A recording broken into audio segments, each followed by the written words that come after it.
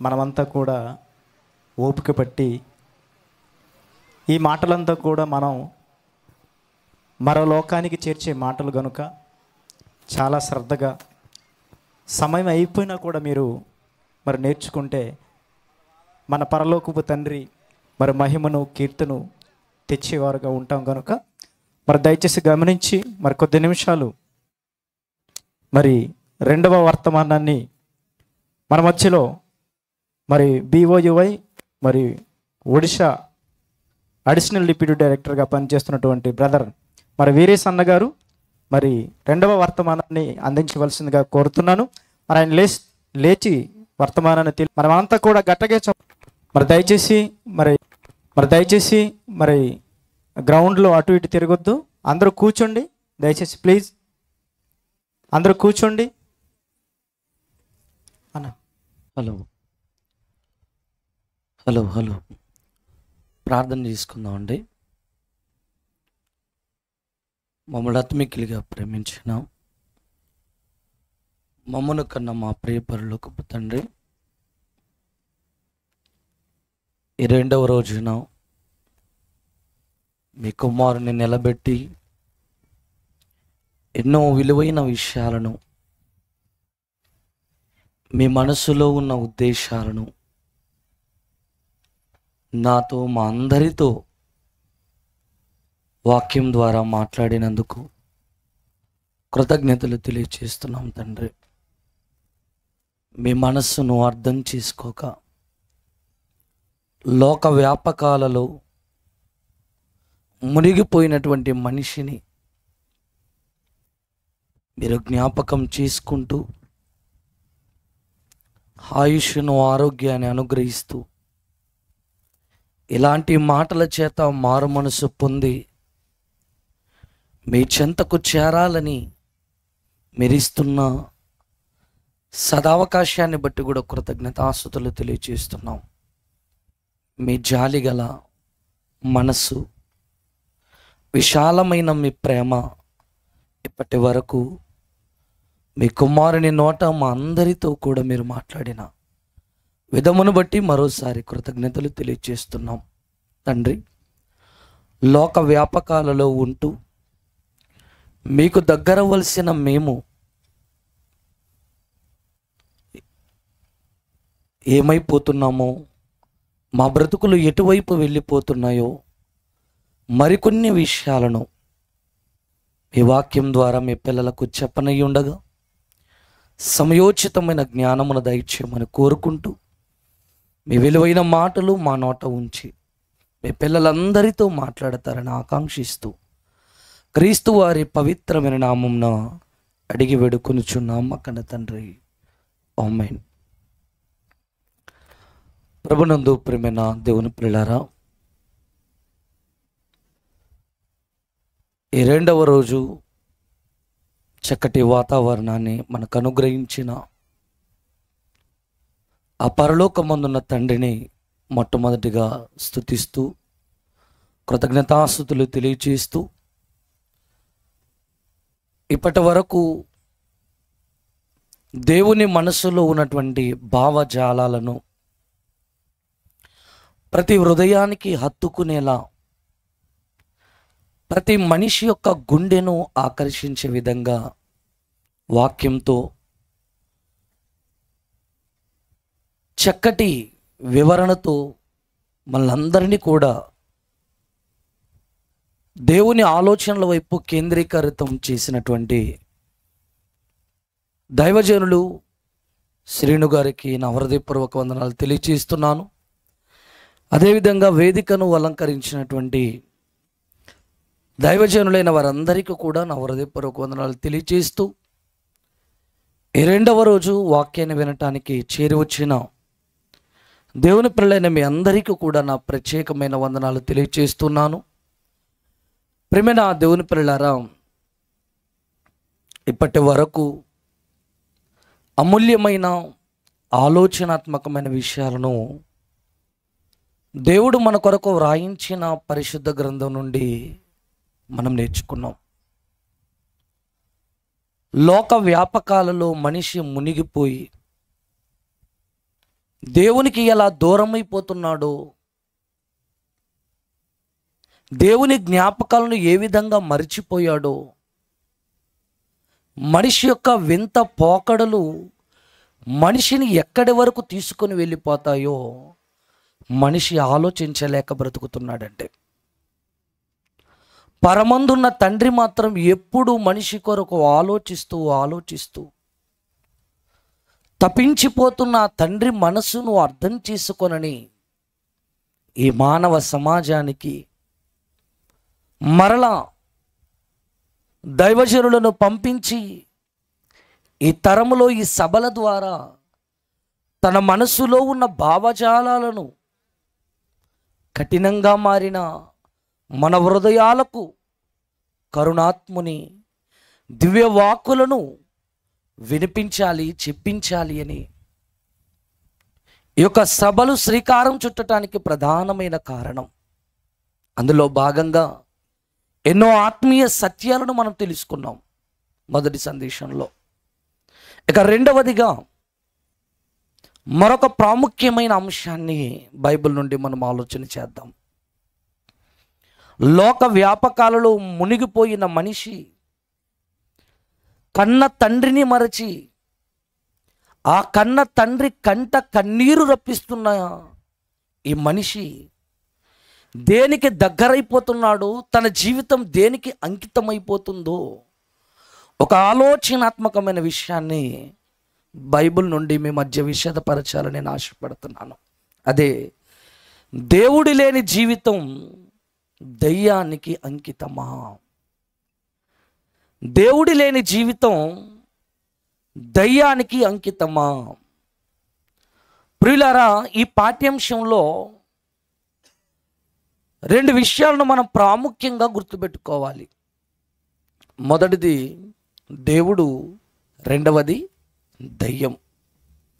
ఇప్పటి వరకు మనం దైవజనుని నోట విన్నది దేవుని గూర్చి, ఆయన ప్రేమ, ఆయన మనస్సు, మన పట్ల ఆయన ఉంచుకున్నటువంటి జ్ఞాపకాలు,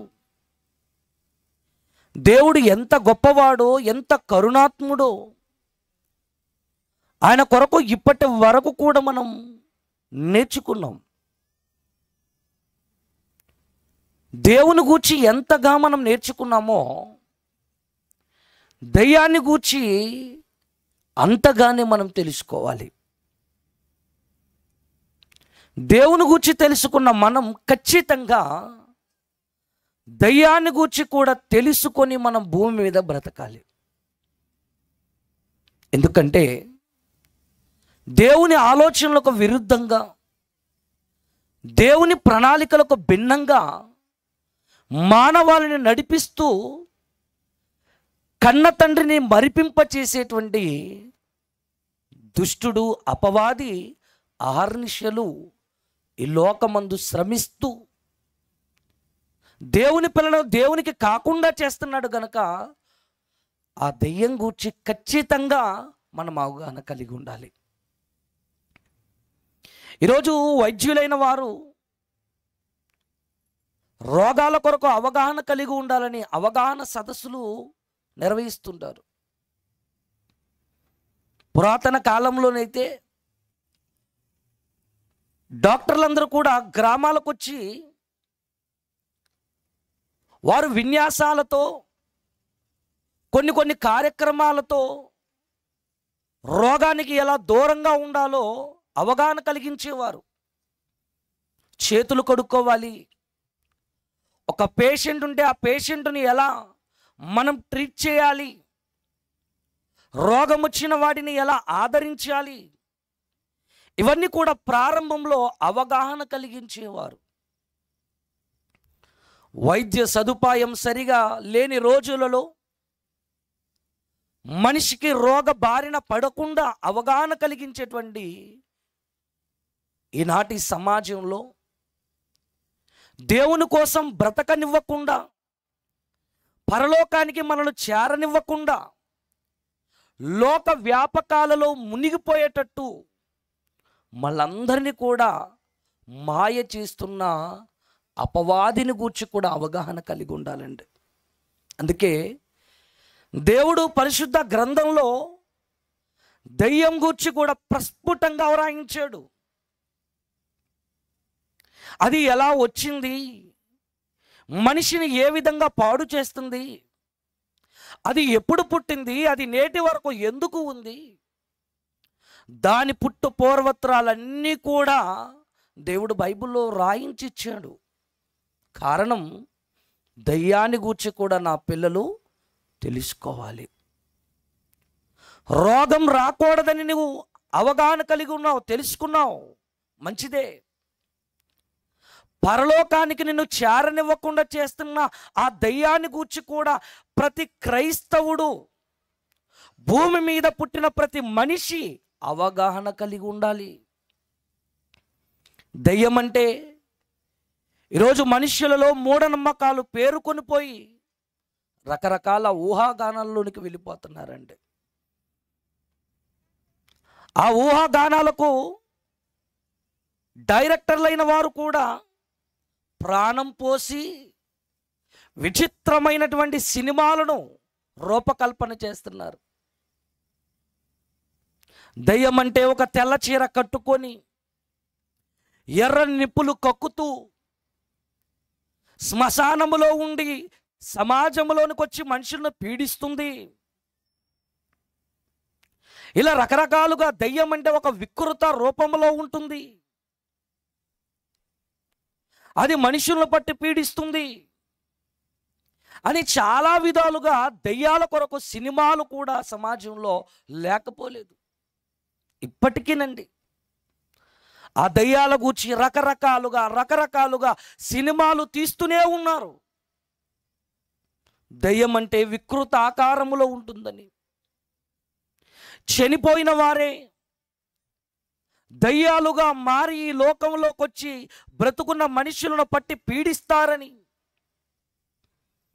మనుషుల యొక్క మూఢనమ్మకాలను ఆశ్రయంగా చేసుకొని తమ జానెడు పొట్టను నింపుకోవటం కోసం దర్శకులైన వారు ఎన్నో విచిత్రమైన రూపాలతో దయ్యాన్ని చిత్రీకరించి మానవ సమాజాన్ని పాడు చేస్తున్నారండి. దానికి తోడుగా చిన్నప్పటి నుండి కూడా పిల్లలకు మనం నేర్పించేది ఏంటంటే దేవుడు అనే నేర్పించేవండి. వాడు అన్నం తినకపోతే అదిగోరా దయ్యం, అది ఎలా ఉంటుందో ఎక్కడుంటుందో తెలియకపోయినా కూడా ఆ చీకట్లోనికి చూపించి అదిగో దయ్యం నీ వైపే చూస్తుంది, తినేయి. అన్యం పుణ్యం ఎరుగని అమాయకుడైన ఆ బాలుడికి మనం చెప్పే పదం వాడు తినాలని. దయ్యం దేవుడి పేరు నేర్పించక దయ్యం పేరే చెప్పి వాడికి గోరుముద్దలు పెడుతున్నామే. ఈరోజు సమాజం అంతా కూడా బాల్యము నుండి నేర్పించినటువంటి ఆ తల్లి ఒడిలో పెట్టుకొని గోరుముద్దలు తినిపించేటప్పుడు చెప్పినటువంటి ఆ వికృత రూపం ఎలా ఉంటుందో తెలియని ఆ బాలుడు ఎదిగేసరికే సినిమాలు చూసి దయ్యం ఎలా ఉంటుందో వికృత ఆకార రూపాల్లో ఉంటుందని తెలుసుకొని ఇదే దయ్యం, ఇలాగే ఉంటుంది దయ్యం అని ఈరోజు భ్రమపడుతున్నారు. వాస్తవానికి దయ్యాన్ని గూర్చి ఎవరు చెప్పాలో తెలుసా? నువ్వు నేను చెబితే సరిపోదు, దర్శకులు ఏవో కల్పించి చెబితే సరిపోదు. దయ్యం గూర్చి, దయ్యాన్ని గూర్చి ఖచ్చితమైన ఇన్ఫర్మేషన్ ఇవ్వాలి అంటే దేవుడే ఇవ్వాలి, దేవుడే చెప్పాలి దయ్యాన్ని గూర్చి. అది ఎలా ఉంటుందో, అది ఎలా పాడు చేస్తుందో, దేవునికి కాకుండా మనల్ని ఏ విధంగా సర్వనాశనపు బాటలోనికి నడిపిస్తుందో దేవుడే దయ్యాన్ని గూర్చి చెప్పాలి. అందుకేనండి పరిశుద్ధ గ్రంథంలో దేవుడు కేవలం తన గూర్చి మాత్రమే వ్రాయించుకోలేదు, అపవాది గూర్చి కూడా వ్రాయించి మనకిచ్చాడు. అపవాది ఎలా ఉంటుందో, అది ఎలా మనల్ని పాడు చేస్తుందో ప్రతి విషయాన్ని కూడా దేవుడు బైబిల్లో రాయించిచ్చాడు. కనుక ప్రతి మనిషి దయ్యాన్ని గూర్చి అవగాహన కలిగి ఉండాలి. ఎలా ఉంటుంది దయ్యం అంటే? దేవుడు లేని జీవితంలో దయ్యం ఎలా ఎంటర్ అవుతుంది? ఈ జీవితం దేవుని వలన కలిగింది. ఈ జీవితానికి నేటి వరకు దేవుడే ఆధారం. దేవుడు లేకపోతే ఈ జీవితం లేదు. అందుకే దేవుడు ప్రతి మనిషి కూడా ఈ జీవితానికి ఆధారం ఆయనే అని ప్రతి మనిషి తెలుసుకోవాలని ఎప్పుడో బైబిల్ నందు వ్రాయించి ఇచ్చాడండి. ఒక్కసారి 100వ కీర్తన చూడండి. 100వ కీర్తన 3వ వచనాన్ని చూడగలిగితే, 100వ కీర్తన 3వ వచనాన్ని మనం చూడగలిగితే, యెహోవాయే దేవుడని తెలుసుకొనుడి. ఎవరిని తెలుసుకోవాలి? యెహోవాయే దేవుడని తెలుసుకోవాలి. ఆయన్ను దేవుడని తెలుసుకోవటం కొరకే ఆయనే మనలను పుట్టించెను. మనము ఆయన వారము, మనము ఆయన ప్రజలము, ఆయన మేపు గొర్రెలము. దేవుడు నీ తండ్రి అని తెలుసుకోవాలి. ఎలా తెలుసుకోవాలి? నీ జన్మకు మూలం ఆయన గనుక. తండ్రి నుండి వెళ్ళిన శుక్రకణాలు తల్లిలోనికి కోటాను కోట్ల వెళ్ళినప్పుడు అందులో నిన్ను ప్రత్యేకపరచి తల్లి అండముతో ఫలదీకరణం చెందించి ఈ చక్కటి అపురూపమైన రూపాన్ని ఇచ్చాడే, నిన్ను పుట్టించింది ఎవరనుకున్నావు? దేవుడు. డాక్టర్ల వలన పుట్టలేదు, మనుషుల కోరికల వలన నీ పుట్టలేదు. ఈరోజు ఎంతో మంది తల్లిదండ్రుల ఆవేశం వలన కలిగిందే మానవ జననమని పాటలు కూడా వ్రాసారు. వారు కవులట. సమాజం వారి మాటలు నమ్మింది. ఆవేశం వలన జరిగింది కాదు ఈ జననం. మనుషుల ప్రమేయం వలన జరిగింది కాదు నీ జననం. సాక్షాత్తు పరలోకమందున్న తండ్రి వలన జరిగినది నీ జననం. నిన్ను పుట్టించిందని దేవుడని తెలుసుకోవాలి. నిన్ను పుట్టించిన దేవుడే నీ జీవితంలో ఉండాలనుకున్నాడు, నీతో ఉండాలనుకున్నాడు. పరలోకం ఆయనకు ఉన్నప్పటికీ కూడా, పరలోకంలో దూతలు గాన ప్రతిగానాలు చేస్తున్నప్పటికీ కూడా ఆయన ఎవరితో ఉండాలనుకున్నాడో తెలుసా? మనుషులతో ఉండాలనుకున్నాడటండి. ప్రకటన గ్రంథం 22వ అధ్యాయం 3వ వచనంలో చూడగలిగితే, ప్రకటన గ్రంథం 22వ అధ్యాయం 3వ వచనంలో చూడగలిగితే అక్కడ మాట్లాడుతున్నాడు చూడండి. ఇక మీదట, ప్రకటన గ్రంథము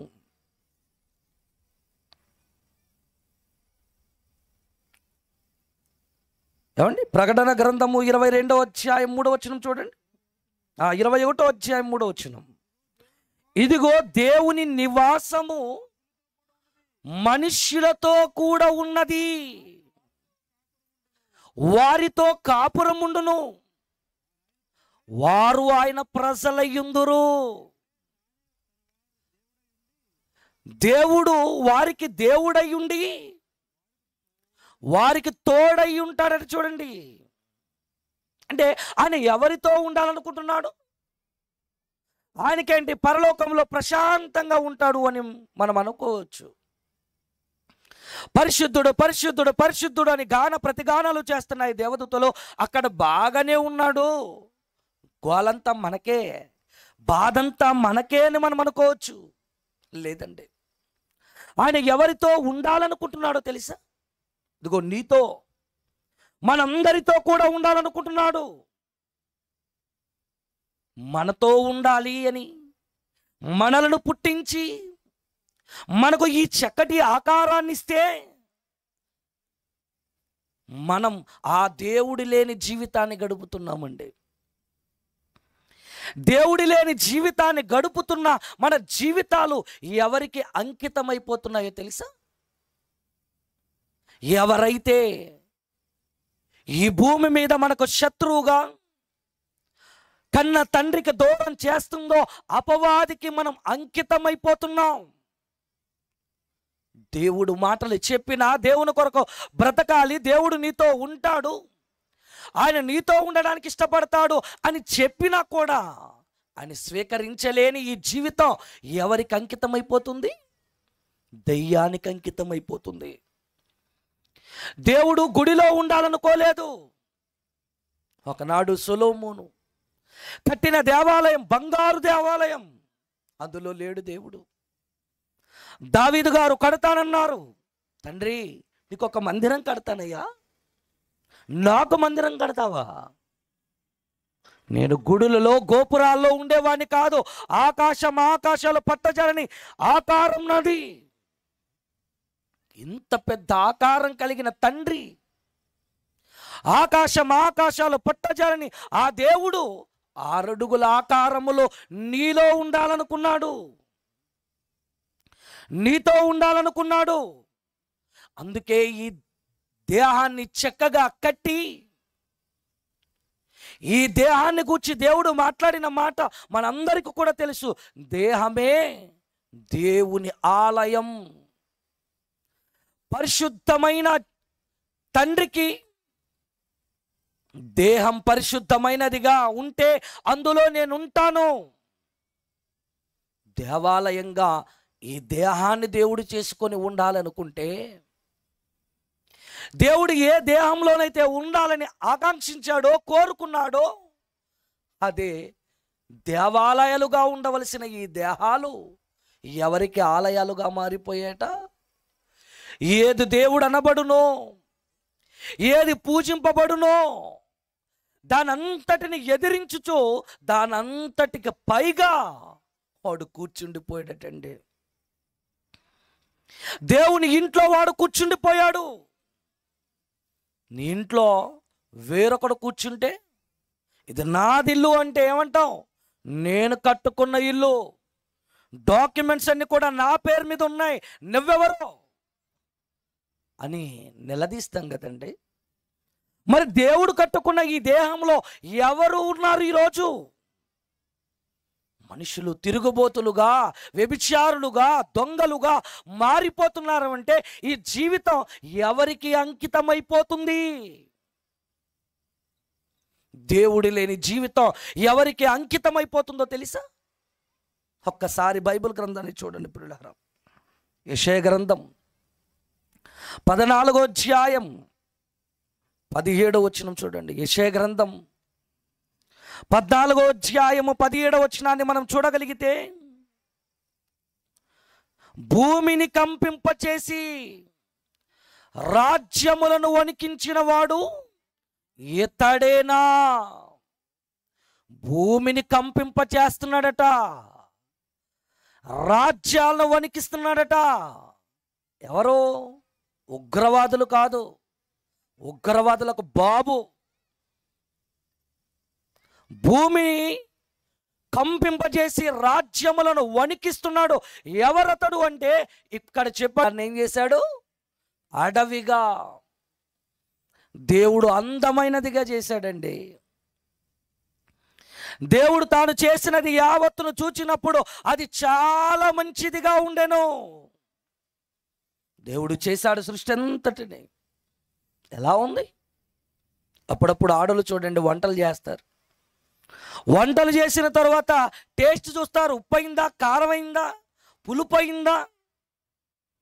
మీరు చేసిన వంట మీరు చూస్తారు. అందులో ఏదో ఒకటి తక్కువ ఉంటుంది, ఎక్కువ ఉంటుంది. కానీ దేవుడు తాను చేసినది యావత్తు చూచినప్పుడు అది చాలా మంచిగా ఉందటండి. అందంగా చేశాడు దేవుడు లోకాన్ని. అందమైన లోకం ఏమైపోయిందో తెలుసా? అడవిగా మారిపోయిందండి. అడవి అంటే ఎలా ఉంటుంది చెప్పండి? భయంకరమైన మృగాలతో, భయంకరమైన సర్పాలతో, ఒకదాన్ని ఒకటి చంపుకొని కనికరం లేక, జాలి లేక, ఒకదాని కోసం, కడుపును నింపుకోవటం కోసం ఒకదానిని ఒకటి చంపుకొని బ్రతుకుతుంటాయండి. జియోగ్రఫీ ఛానల్లో చూడగలిగితే అడవిలో పరిస్థితి ఎలా ఉంటుందో, ఒకదాన్ని ఒకటి చంపుకొని తింటాయండి. కనికరం ఉండదు, జాలి ఉండదు, దయ ఉండదు. తమ కడుపు నింపుకోవటం కోసం తన గర్భాన పుట్టిన వాటినైనా చంపుకొని చీల్చుకొని తినేసే మృగాలు అడవిలో ఉంటాయి. ఇప్పుడు లోకమును ఏం చేశాడటండి? అడవిగా మార్చేసాడటండి. లోకములో జనం ఉంటుంది, అడవిలోనైతే మృగాలుంటాయి. అడవిలో మృగాలుంటాయి, అవి కనికరం లేక, జాలి లేక ఒకదానిని ఒకటి చంపుకొని తింటాయి. అదే అడవి. మరి లోకం కూడా ఏం చేశాడు అంటే అడవిగా మార్చేశాడట. అడవిగా మార్చేస్తే అడవిలో ఏముంటాయి? మృగాలుంటాయి. అంటే లోకమన అడవిలో మనుష్యులను మృగాలుగా మార్చేశాడండి దెయ్యం. అందుకే అప్పుడప్పుడు వీడు మనిషి కాదండి బాబోయ్, మృగం, వీడు మనిషా మృగమా, కిరాతకంగా చంపిన వాడిని చూసి వార్తాపత్రికల్లో వేస్తుంటారు, వీడు మృగం. మృగ స్వభావం అనేది మనిషిలోనికి వచ్చింది చూసారు. ఎవరు దీనికి కారణం? దేవుడి లేని జీవితాలన్నిటిని కూడా దయ్యం ఆక్రమించేసుకుంది, లోకమును అడవిగా చేసింది. కనికరం, జాలి, దయ లేని లోకంగా మారిపోయిందండి. కట్టుకున్న భర్తను చంపిన భార్యలు లేరా? ఉన్నారండి. వేరొకరితో అక్రమ సంబంధానికి అడ్డం వస్తున్నాడు భర్తని, ఆ ప్రియుడిని పిలిపించి ముక్కలు ముక్కలుగా నరికి ప్రియుడితో పారిపోయిన భార్యలు ఎంతో మంది.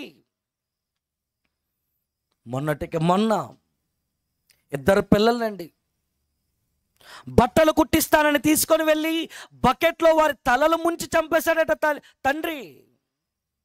ఏమైపోయిందండి? కనికరం లేదు, జాలి లేదు.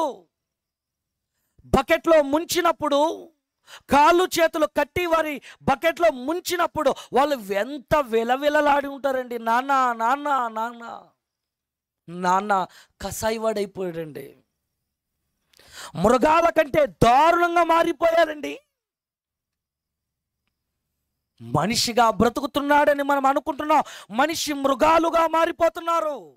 జాలి లేదు, కనికరం లేదు. కాశ్మీర్లో జరిగినటువంటి దాడులు మనకు తెలుసండి. కిరాతకంగా చంపేసి పారేసి వెళ్ళిపోయారు కదండి. మనుషుల మృగాల ఎంత మందిని చంపుతున్నారండి. మనిషిని చంపటం ఒక అభ్యాసం అయిపోయింది, అలవాటైపోయింది. నరహత్య చేయుటయు, దొంగలించుటయు, వ్యభిచరించుటయు వారికి వాడుకాయను. అది చేయకపోతే ఉండలేరు. కొంతమంది చూడండి, తాగకపోతే ఉండలేను, ఎలాగైనా తాగాలి, అలా ఈరోజు కూడా చంపాలి, పాపం చేయాలి, అభ్యాసం అయిపోయిందట. చూడండి దేవుని పిల్లలారా, లోకం అడవిగా మారిపోయిందండి. అందులో ఉన్న ప్రజలందరూ కూడా మృగాలుగా మారిపోయారండి. ఎవరు మృగాలుగా మార్చింది? మనిషిగా ఎందుకు బ్రతకట్లేదు? కన్న కూతురును పాడు చేసిన వాడు ఒకడైతే ఇలా రోజు రోజుకి ఎన్ని వార్తలు మనం వింటున్నాం. అసలు మనుషుల మధ్య మనం బ్రతుకుతున్నామా? అసలు వీళ్ళ మనుష్యులేనా అని అనిపిస్తుందండి కొన్నిసార్లు వార్తలు చూసినప్పుడు. మృగాల కంటే హీనంగా ప్రవర్తిస్తున్నారండి. చంపటంలో, హత్యలు చేయటంలో, దొంగతనం చేయటంలో, తమ సుఖాల కోసం ఎవరినైనా కూడా ఎన్ని కార్యాలైన చేయుటలో, ఎన్ని దుర్మార్గమైన కార్యాలైన చేయుటలో వెనకాడట్లేదండి. లోకం అడవిగా మారిపోయింది. అందులో ఉన్న మనుషులు మృగాలుగా మారిపోయారు. దేవుడు లేని జీవితం దయ్యానికి అంకితమైపోయింది గనుక లోకమంతా కూడా అడవిగా మారిపోయింది. లోకంలో ఉన్న మనుషులందరూ కూడా మృగాలుగా మారిపోయారు. వివేక శూన్యములకు మృగముల వలె. వీధిలో ఉంటాయండి కుక్కలు, అవే కరుచుకుంటాయి. ఏమండి, అవే అరుచుకుంటాయి. సేమ్ మనిషి కూడా అంతే. పక్కవాడితో గొడవలు, పక్కవాడితో శత్రుత్వం. ఏంటి వాటికి మనకు తేడా ఏముంది ఒక్కసారి మీరు ఆలోచించండి. ఏదైనా దక్కకపోతే, ఊర్లో పెళ్లి జరిగింది అనుకోండి, కుక్కల ఆడావిడి ఉంటుంది, మనకు తెలుసు. ఒక కుక్క తింటున్న ప్లేట్ మరో కుక్క తిన్నది అనుకోండి, ఆ కుక్క దగ్గరికి వెళ్ళిపోయి గొడవలు పడి దాన్ని కరిచేస్తుంటదండి. నాకు దక్కాల్సిన ప్లేట్ నువ్వు తింటున్నావేటి, నా బస్తీలోనికి నువ్వు వచ్చావేంటి. అప్పుడప్పుడు చూడండి, కుక్కలంతా కూడా గ్యాంగులుగా తయారైపోయి నా వీధిలోకి మీరు వచ్చారేంటి అని అవి అరుస్తుంటాయి, కరుచుకోవడానికి మొదలు పెడతాయి. అలా మనిషి కూడా అంతేనండి. ప్రాంతీయ తత్వంతో, మతతత్వంతో, కులతత్వంతో ఈరోజు ఎంతగా మనిషి వికృతంగా మారిపోయాడో దానంతటికి గల కారణం వివేక శూన్యములకు మృగముల వలె మారడానికి గల ప్రధానమైన కారణం ఏంటి తెలుసా? మనిషి జీవితంలో దేవుడు లేకపోవడం అండి. మనిషి జ్ఞాపకాల్లో దేవుడు లేకపోవడం అండి. మనిషి బ్రతుకులో దేవుడు అనే ఒక ముద్రను వేసుకోకపోవడమేనండి. నన్ను కన్నాడాయన, నన్ను పుట్టించాడాయన, ఆయన నిజమైన తండ్రి, ఆయన కోసం నేను బ్రతకాలి, తుది శ్వాస వరకు నేను ఆయన కోసం జీవించాలనే ఒక ఆలోచన లేక దయ్యానికి అంకితమైపోయి వారు చేస్తున్నది కరెక్ట్ అనుకుంటున్నారు. వాళ్ళు చేస్తున్న కార్యాలన్నీ కూడా న్యాయబద్ధంగా కనబడుతున్నాయి. దేవుని పిల్లలారా, మృగాలుగా మార్చేసిందండి మనిషిని. ఒక కుక్కల కంటే దారుణంగా, పందుల కంటే దారుణంగా సమాజంలో మనుషులను మార్చేసిందండి. ఎక్కడ చూడండి ప్రశాంతంగా కనబడుతుందా చెప్పండి? ఏ వీధికి వెళ్ళి చూసినా ప్రశాంతంగా మనుషులు కనబడుతున్నారా? దారుణం అండి. చిన్న రాయి కోసం గొడవలు. అది మా ఇంటి దగ్గర ఉండాల్సిన రాయి నీ దగ్గరికి ఎలా వచ్చింది? రాయి కోసం గొడవలు, పోలీస్ స్టేషన్ల చుట్టూ కోట్లు మెట్లెక్కేతారు, వేల రూపాయలు ఖర్చు పెట్టుకుంటారు. దానికోసం చచ్చిపోయేటప్పుడు ఏం పట్టుకెళ్ళిపోతాను చెప్పండి? పట్టుకెళ్తావా రాయైనా, పట్టుకెళ్తావా చీపురు పుల్లైనా? వాటి కోసం గొడవలు. దేవుని పిల్లలారా, మనుషుల పరిస్థితులు ఆలోచిస్తుంటే రోజు రోజు దిగజారిపోతున్నాయి. ఇక ఆధునిక టెక్నాలజీలోకి వచ్చిన తర్వాత, ఈ కంప్యూటర్ యుగంలోకి వచ్చిన తర్వాత సైబర్ నేరగాళ్ళు ఎక్కువైపోయారు. అందులో మోసాలు ఎక్కువైపోయాయి. అంటే రాను రాను మనిషి మృగాల కంటే దారుణంగా మారిపోతున్నాడండి. ఒకనాడు యేసుక్రీస్తు వారు అరణ్యంలో 40 రోజులు ఉపవాసం మృగాలతో ప్రశాంతంగా ఉన్నారండి. కానీ ఈరోజు మనుషుల మధ్య ప్రశాంతత లేదండి. మృగాల మధ్య ఉన్నప్పుడు ప్రశాంతంగా 40 రోజులు ఉన్నాడు. కానీ మనుషుల దగ్గరకు వచ్చిన తర్వాత పరిస్థితి ఏంటి? ఒకడేమో తిండిపోతంటున్నాడు, ఒకడేమో తిరుగుబోతంటున్నాడు, ఒకడేమో రాళ్ళతో కొట్టాలంటున్నాడు, ఒకడేమో చంపాలంటున్నాడు. చూసారా ఎన్ని అసూయ, కుట్రలు, కుతంత్రాలు. బాప్తిస్మం ఇచ్చి యోహాను సంగతి కూడా ఆలోచిస్తే అరణ్యంలో బాగున్నాడండి. జనారణ్యంలోకి వచ్చిన తర్వాత మనుషులు ఏం చేశారు? పగబట్టి అతని మెడ మీద తలకాయ లేకుండా చేశారండి. ఎంత క్రూరులో మీరు ఆలోచించండి. జనారణ్యంలోకి వచ్చిన తరువాత మనిషి పరిస్థితి చాలా భయానకంగా మారిపోతుంది. అరణ్యంలోనైనా బాగుండొచ్చు, అంతకంటే దారుణంగా మారిపోతున్నారు ఈరోజు మనుషులు. ఎవరు మార్చేశారు అంటే దేవుడు లేని జీవితాలన్నీ కూడా దయ్యానికి అంకితమైపోయాయి. దయ్యానికి ఎలా అంకితమైపోతున్నాయో ఈ జీవితాలు, దయ్యం గూర్చి అర్థం కావాలని దేవుడు కొన్ని విషయాలను మనకు చక్కగా సులువుగా అర్థం చేయించాలి. దయ్యం ఎలా ఉంటుందో, అది నిన్ను ఎలా తన వలలోనికి వేసుకుంటుందో దాని కొరకు నీకు అర్థం చేయించాలని దేవుడు చాలా చక్కగా ప్రకృతిలో ఉన్నటువంటి ఎన్నో విషయాల ద్వారా ఎన్నో పాఠాలు నేర్పిస్తే ఈరోజు దయ్యాన్ని గూర్చి కూడా, దాని తంత్రములను గూర్చి కూడా దేవుడు ఒక చక్కటి విషయాన్ని మనందరికీ కూడా నేర్పించబోతున్నాడండి. సృష్టిలో ఎన్నో జీవరాశులు దేవుడు కలిగించాడు. కలిగించిన ప్రతి వస్తువు ఒక్కొక్క పని నిమిత్తం కలిగించబడింది. అది అలాగే 84 లక్షల జీవరాశులలో ప్రతిదీ కూడా దాని పని నిమిత్తము దేవుడు కలుగజేస్తే, ఇలా ప్రతిదీ కూడా మానవాళికి బుద్ధి కలిగించటానికి, కన్న తండ్రిని స్మరణకు తెచ్చుకొని బ్రతకటానికి ఎన్నో విధాలుగా సృష్టిలో ఉన్నవన్నీ కూడా మనకు దోహదపడితే, ఆ సృష్టిలో ఉన్న ఒక చిన్న కీటకం అది దయ్యాన్ని గూర్చి నీకు చెప్పాలి అనుకుంటుంది. సృష్టిలో ఉన్నటువంటి ఒక చిన్న కీటకం అది ప్రతి ఇంట్లో ఉంటుంది. దాని కొరకు మనందరికీ కూడా తెలుసండి, అదే సాలెపురుగు. ఎంతమందికి తెలుసండి సాలెపురుగు? ఒకసారి చేతులు ఎత్తుతారా? చాలామందికి తెలియదు అనుకుంటున్నాను సాలెపురుగు. ఓకే, మంచిది. ఇంటికి వెళ్ళి చూడండి, ఆ మూలకు వెళ్ళి చూస్తే సాలెపురుగు గూడు కనబడుతుంది. మధ్యలో ఒక పురుగు ఉంటుంది. అదంతా కూడా చక్కగా అల్లినట్టుగా, ఒక వల అల్లినట్టుగా మనకు కనబడుతుంటుందండి. ఏమంటే మీకు స్క్రీన్ మీద చూపిస్తున్నారు చూడండి. ఒకవేళ చూడని వాళ్ళు ఇక్కడ చూడండి, కనబడుతుందా? ఇదిగో చూడండి, అది సాలెపురుగు. అది మొత్తం అంతా తనలో ఉన్నటువంటి ద్రవాన్ని ఒక రౌండ్ ఆకారంలో మనకు అర్థం కావడానికి వల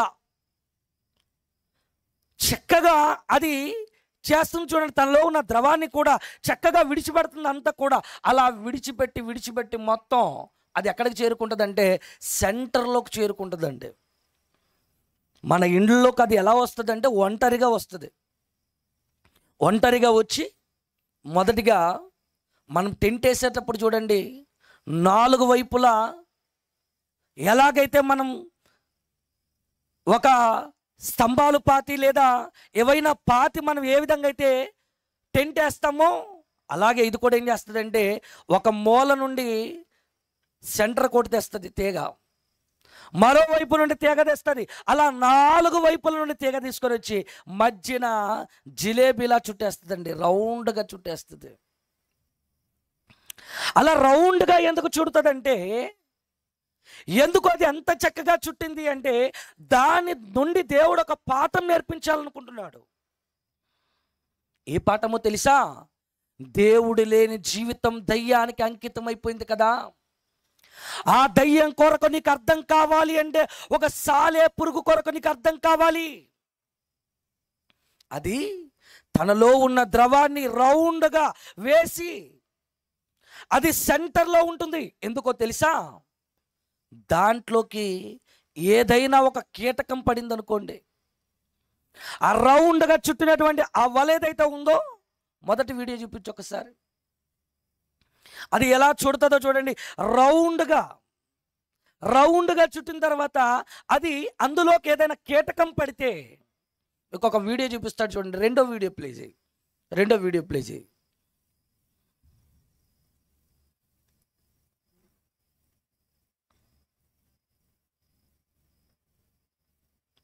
ఇక్కడ మంటలు కనబడుతున్నాయి. ఒక అడవి చూసారా? అక్కడ ఆపేయండి.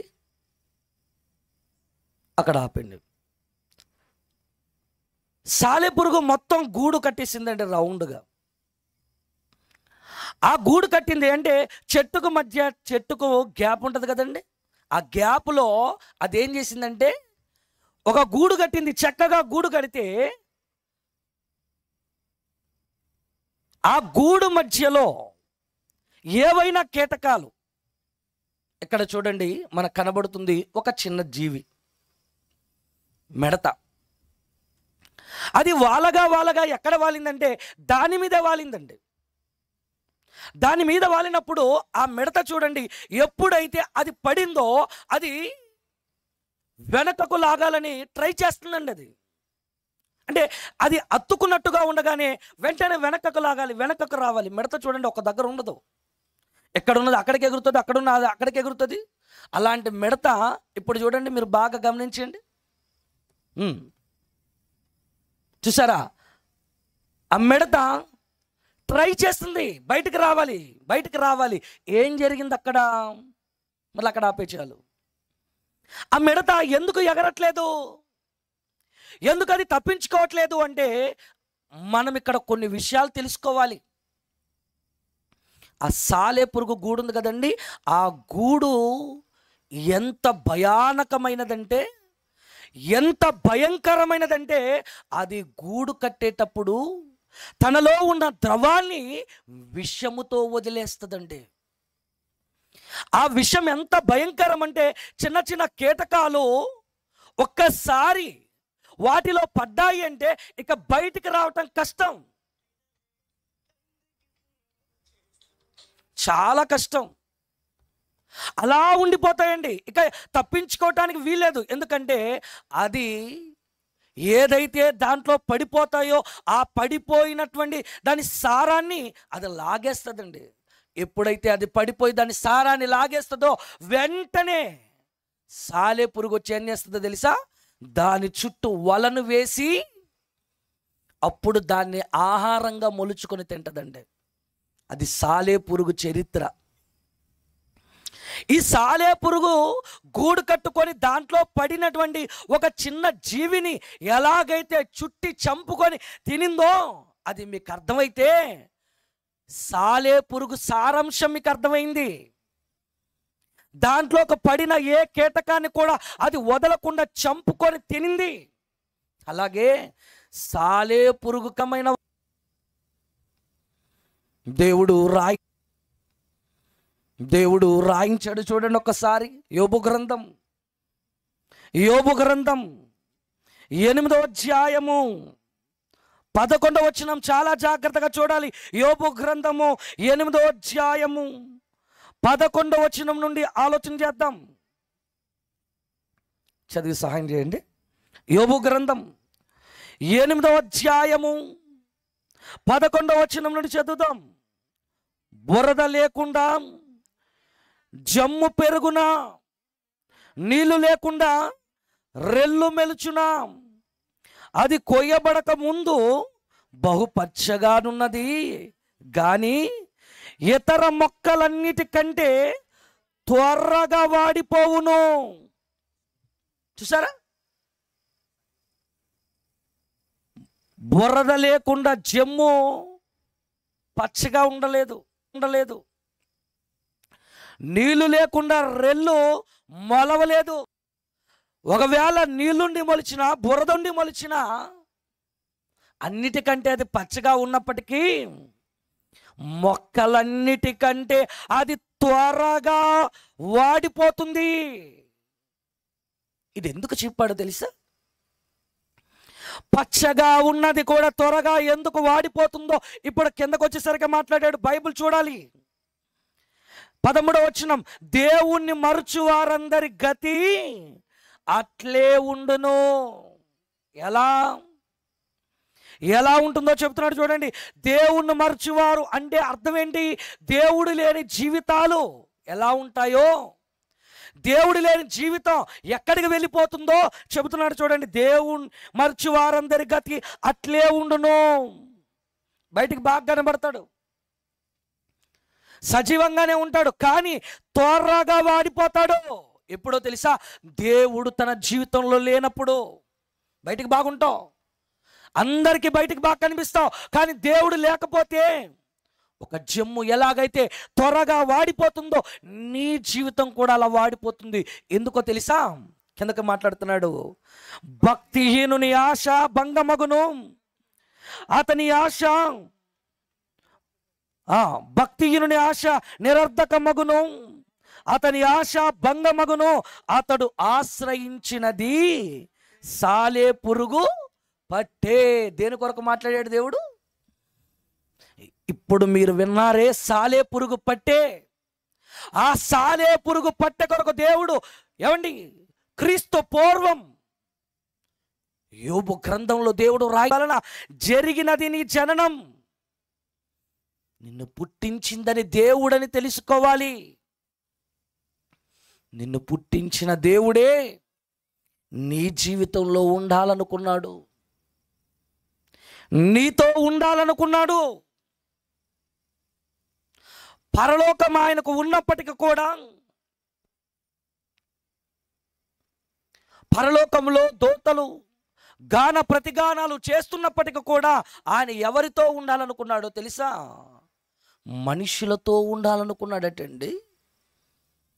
ప్రకటన గ్రంథం 22వ అధ్యాయం 3వ వచనంలో చూడగలిగితే, ప్రకటన గ్రంథం 22వ అధ్యాయం 3వ వచనంలో చూడగలిగితే అక్కడ మాట్లాడుతున్నాడు చూడండి. ఇక మీదట, ప్రకటన గ్రంథము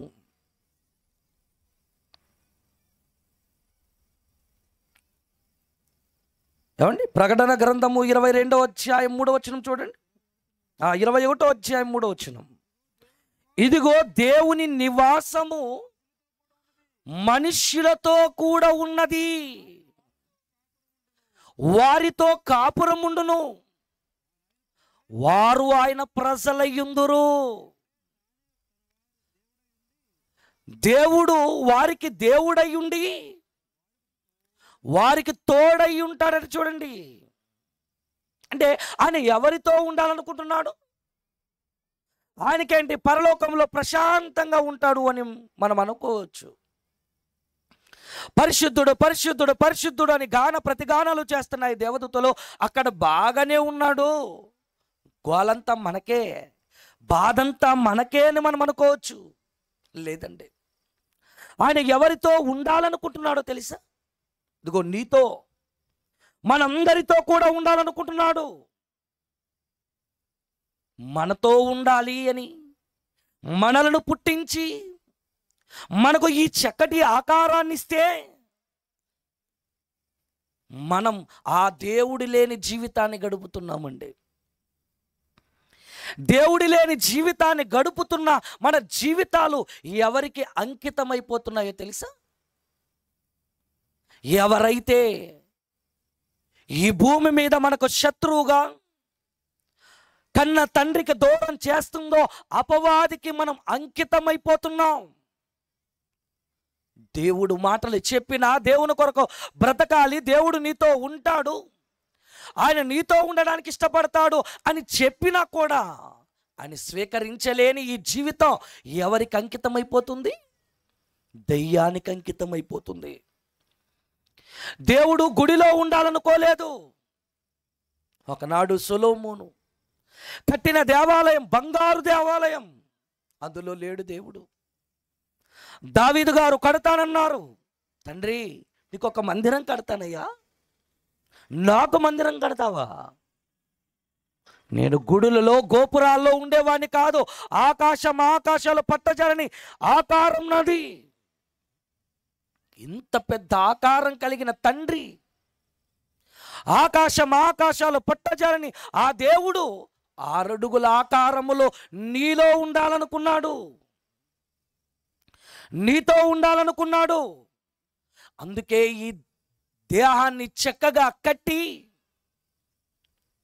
ఈ దేహాన్ని గూర్చి దేవుడు మాట్లాడిన మాట మనందరికీ కూడా తెలుసు.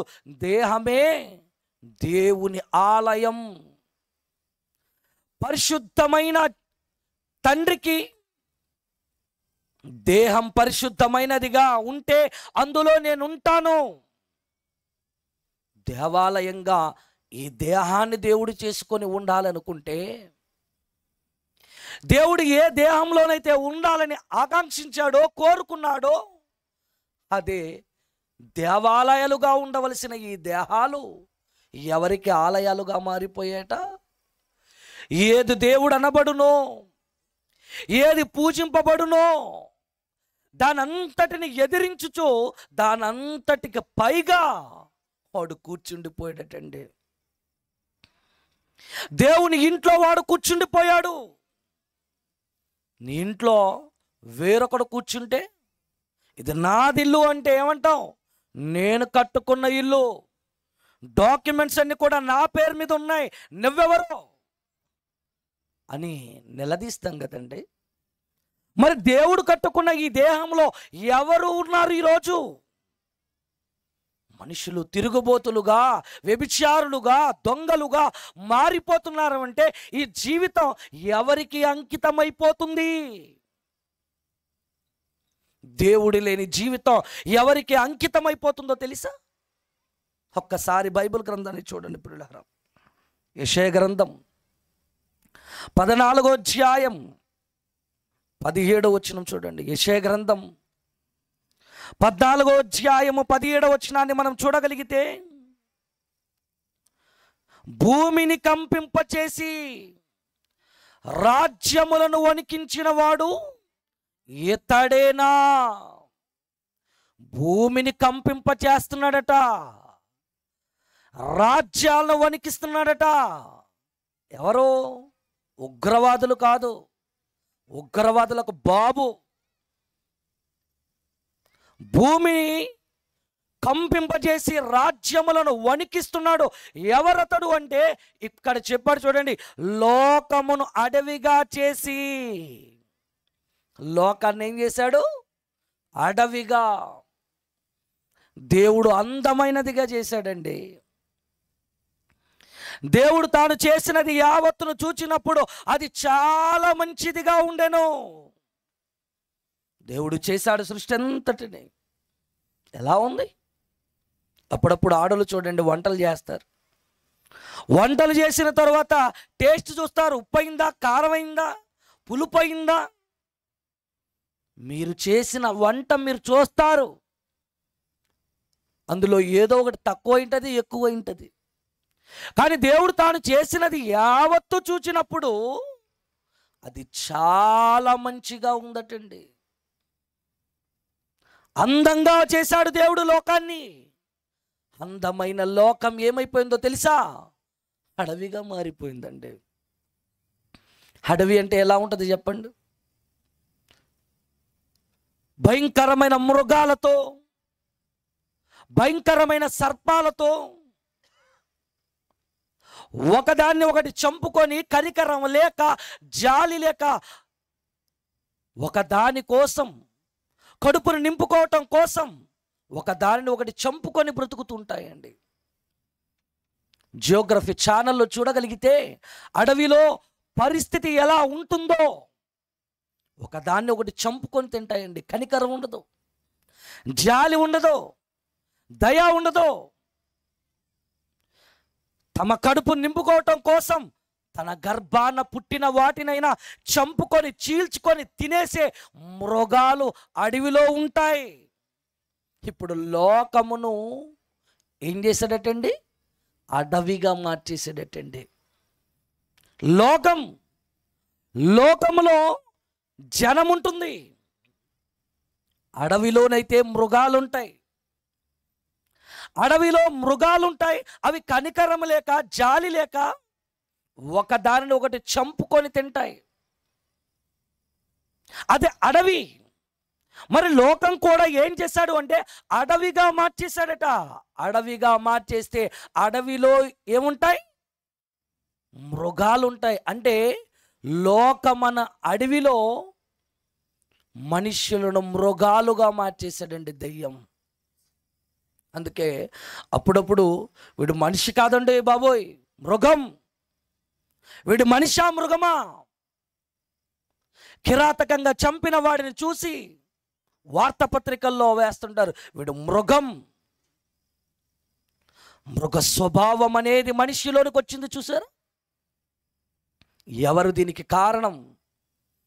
దేవుడి లేని జీవితాలన్నిటిని కూడా దయ్యం ఆక్రమించేసుకుంది, లోకమును అడవిగా చేసింది. కనికరం, జాలి, దయ లేని లోకంగా మారిపోయిందండి.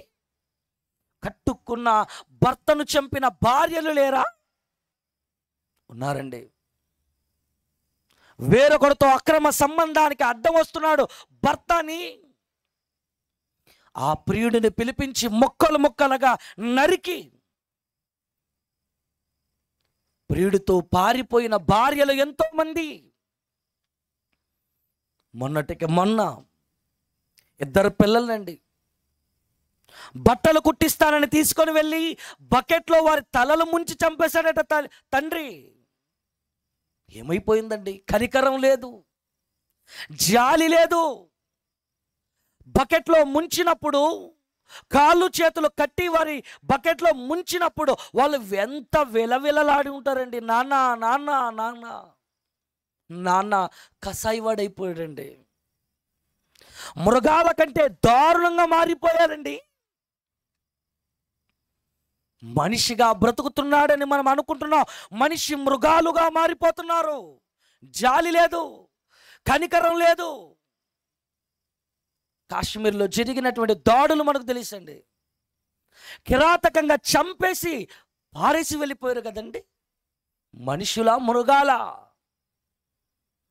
ఎంత మందిని చంపుతున్నారండి. మనిషిని చంపటం ఒక అభ్యాసం అయిపోయింది, అలవాటైపోయింది. నరహత్య చేయుటయు, దొంగలించుటయు, వ్యభిచరించుటయు వారికి వాడుకాయను. అది చేయకపోతే ఉండలేరు. కొంతమంది చూడండి, తాగకపోతే ఉండలేను, ఎలాగైనా తాగాలి, అలా ఈరోజు కూడా చంపాలి, పాపం చేయాలి, అభ్యాసం అయిపోయిందట. చూడండి దేవుని పిల్లలారా, లోకం అడవిగా మారిపోయిందండి. అందులో ఉన్న ప్రజలందరూ కూడా మృగాలుగా మారిపోయారండి. ఎవరు మృగాలుగా మార్చింది? మనిషిగా ఎందుకు బ్రతకట్లేదు? కన్న కూతురును పాడు చేసిన వాడు ఒకడైతే, ఇలా రోజు రోజుకి ఎన్ని వార్తలు మనం వింటున్నాం. అసలు మనుషుల మధ్య మనం బ్రతుకుతున్నామా? అసలు వీళ్ళ మనుష్యులేనా అని అనిపిస్తుందండి కొన్నిసార్లు వార్తలు చూసినప్పుడు. మృగాల కంటే హీనంగా ప్రవర్తిస్తున్నారండి. చంపటంలో, హత్యలు చేయటంలో, దొంగతనం చేయటంలో, తమ సుఖాల కోసం ఎవరినైనా కూడా ఎన్ని కార్యాలైనా చేయటంలో, ఎన్ని దుర్మార్గమైన కార్యాలైనా చేయటంలో వెనకాడట్లేదండి. లోకం అడవిగా మారిపోయింది. అందులో ఉన్న మనుషులు మృగాలుగా మారిపోయారు. దేవుడు లేని జీవితం దయ్యానికి అంకితమైపోయింది గనుక లోకమంతా కూడా అడవిగా మారిపోయింది. లోకంలో ఉన్న మనుషులందరూ కూడా మృగాలుగా మారిపోయారు. వివేక శూన్యములకు మృగముల వలె. వీధిలో ఉంటాయండి కుక్కలు, అవే కరుచుకుంటాయి. ఏమండి, అవే అరుచుకుంటాయి. సేమ్ మనిషి కూడా అంతే. పక్కవాడితో గొడవలు, పక్కవాడితో శత్రుత్వం. ఏంటి వాటికి మనకు తేడా ఏముంది? ఒక్కసారి మీరు ఆలోచించండి.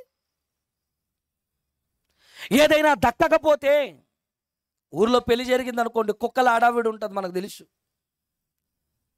ఒక కుక్క తింటున్న ప్లేట్ మరో కుక్క తిన్నదనుకోండి, ఆ కుక్క దగ్గరికి వెళ్ళిపోయి గొడవలు పడి దాన్ని కరిచేస్తుంటదండి. నాకు దక్కాల్సిన ప్లేట్ నువ్వు తింటున్నావేటి, నా బస్తీలోనికి నువ్వు వచ్చావేంటి? అప్పుడప్పుడు చూడండి, కుక్కలంతా కూడా గ్యాంగులుగా తయారైపోయి నా వీధిలోకి మీరు వచ్చారేంటి అని అవి అరుస్తుంటాయి, కరుచుకోవడానికి మొదలు పెడతాయి. అలా మనిషి కూడా అంతేనండి. ప్రాంతీయ తత్వంతో, మతతత్వంతో, కులతత్వంతో ఈరోజు ఎంతగా మనిషి వికృతంగా మారిపోయాడో దానంతటికి గల కారణం వివేక శూన్యములకు మృగముల వలె మారడానికి గల ప్రధానమైన కారణం ఏంటి తెలుసా? మనిషి జీవితంలో దేవుడు లేకపోవడం అండి. మనిషి జ్ఞాపకాల్లో దేవుడు లేకపోవడం అండి. మనిషి బ్రతుకులో దేవుడు అనే ఒక ముద్రను వేసుకోకపోవడమేనండి. నన్ను కన్నాడాయన, నన్ను పుట్టించాడాయన, ఆయన నిజమైన తండ్రి, ఆయన కోసం నేను బ్రతకాలి, తుది శ్వాస వరకు నేను ఆయన కోసం జీవించాలనే ఒక ఆలోచన లేక దయ్యానికి అంకితం అయిపోయి వారు చేస్తున్నది కరెక్ట్ అనుకుంటున్నారు. వాళ్ళు చేస్తున్న కార్యాలన్నీ కూడా న్యాయబద్ధంగా కనబడుతున్నాయి. దేవుని పిల్లలారా, మృగాలుగా మార్చేసిందండి మనిషిని. ఒక కుక్కల కంటే దారుణంగా, పందుల కంటే దారుణంగా సమాజంలో మనుషులను మార్చేసిందండి. ఎక్కడ చూడండి ప్రశాంతంగా కనబడుతుందా చెప్పండి? ఏ వీధికి వెళ్ళి చూసినా ప్రశాంతంగా మనుషులు కనబడుతున్నారా? దారుణం అండి. చిన్న రాయి కోసం గొడవలు. అది మా ఇంటి దగ్గర ఉండాల్సిన రాయి నీ దగ్గరికి ఎలా వచ్చింది? రాయి కోసం గొడవలు, పోలీస్ స్టేషన్ల చుట్టూ కోట్లు మెట్లెక్కేస్తారు, వేల రూపాయలు ఖర్చు పెట్టుకుంటారు దానికోసం. చచ్చిపోయేటప్పుడు ఏం పట్టుకెళ్ళిపోతాను చెప్పండి? పట్టుకెళ్తావా రాయైనా? పట్టుకెళ్తావా చీపురు పుల్లైనా? వాటి కోసం గొడవలు. దేవుని పిల్లలారా, మనుషుల పరిస్థితులు ఆలోచిస్తుంటే రోజు రోజు దిగజారిపోతున్నాయి. ఇక ఆధునిక టెక్నాలజీలోకి వచ్చిన తర్వాత, ఈ కంప్యూటర్ యుగంలోకి వచ్చిన తర్వాత సైబర్ నేరగాళ్ళు ఎక్కువైపోయారు. అందులో మోసాలు ఎక్కువైపోయాయి. అంటే రాను రాను మనిషి మృగాల కంటే దారుణంగా మారిపోతున్నాడండి. ఒకనాడు యేసుక్రీస్తు వారు అరణ్యంలో 40 రోజులు ఉపవాసం మృగాలతో ప్రశాంతంగా ఉన్నాడండి. కానీ ఈరోజు మనుషుల మధ్య ప్రశాంతత లేదండి. మృగాల మధ్య ఉన్నప్పుడు ప్రశాంతంగా 40 రోజులు ఉన్నాడు. కానీ మనుషుల దగ్గరకు వచ్చిన తర్వాత పరిస్థితి ఏంటి? ఒకడేమో తిండిపోతంటున్నాడు, ఒకడేమో తిరుగుబోతంటున్నాడు, ఒకడేమో రాళ్ళతో కొట్టాలంటున్నాడు, ఒకడేమో చంపాలంటున్నాడు. చూసారా ఎన్ని అసూయ, కుట్రలు, కుతంత్రాలు. బాప్తిస్మమిచ్చి యోహాను సంగతి కూడా ఆలోచిస్తే అరణ్యంలో బాగున్నాడండి. జనారణ్యంలోకి వచ్చిన తర్వాత మనుషులు ఏం చేశారు? పగబట్టి అతని మెడ మీద తలకాయ లేకుండా చేశారండి. ఎంత క్రూరులో మీరు ఆలోచించండి. జనారణ్యంలోకి వచ్చిన తరువాత మనిషి పరిస్థితి చాలా భయానకంగా మారిపోతుంది. అరణ్యంలోనైనా బాగుండొచ్చు, అంతకంటే దారుణంగా మారిపోతున్నారు ఈరోజు మనుషులు. ఎవరు మార్చేశారు అంటే దేవుడు లేని జీవితాలన్నీ కూడా దెయ్యానికి అంకితమైపోయాయి. దెయ్యానికి ఎలా అంకితమైపోతున్నాయో ఈ జీవితాలు, దెయ్యం గూర్చి అర్థం కావాలని దేవుడు కొన్ని విషయాలను మనకు చక్కగా సులువుగా అర్థం చేయించాలి.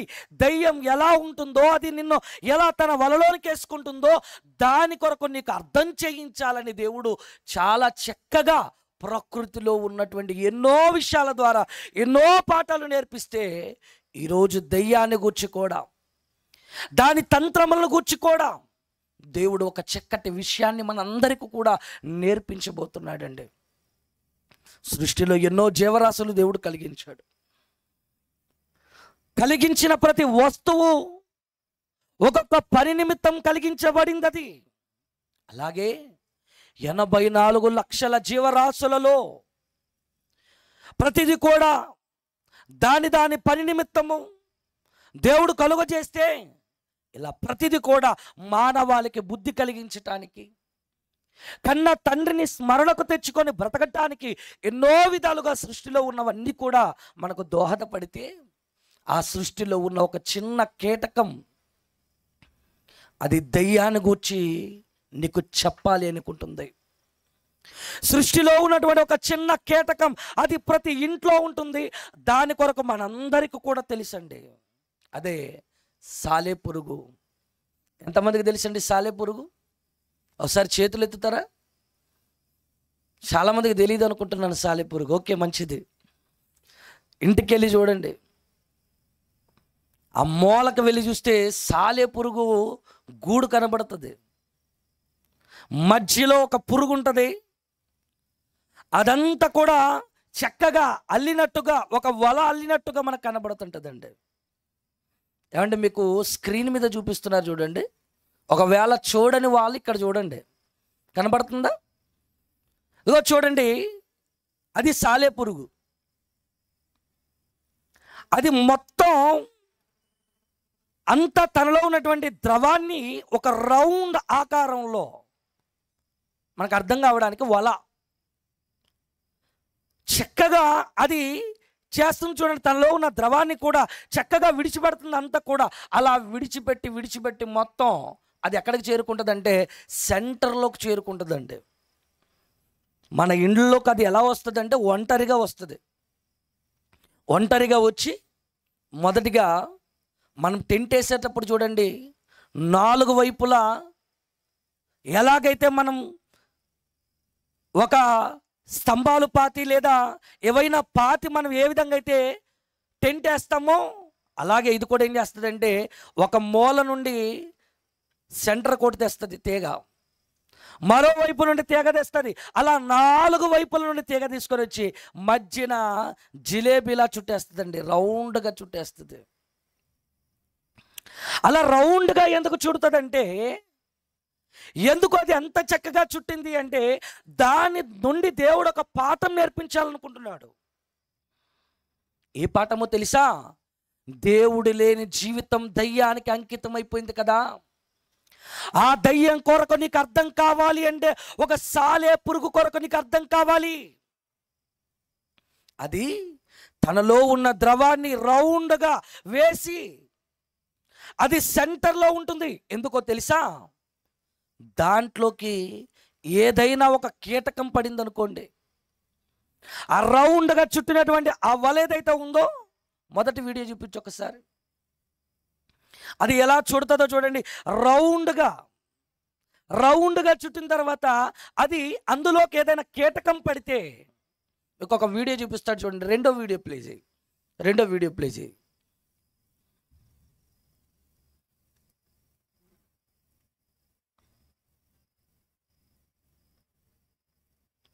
ఇక్కడ మంటలు కనబడుతున్నాయి. ఒక అడవి చూసారా? అక్కడ ఆపేయండి.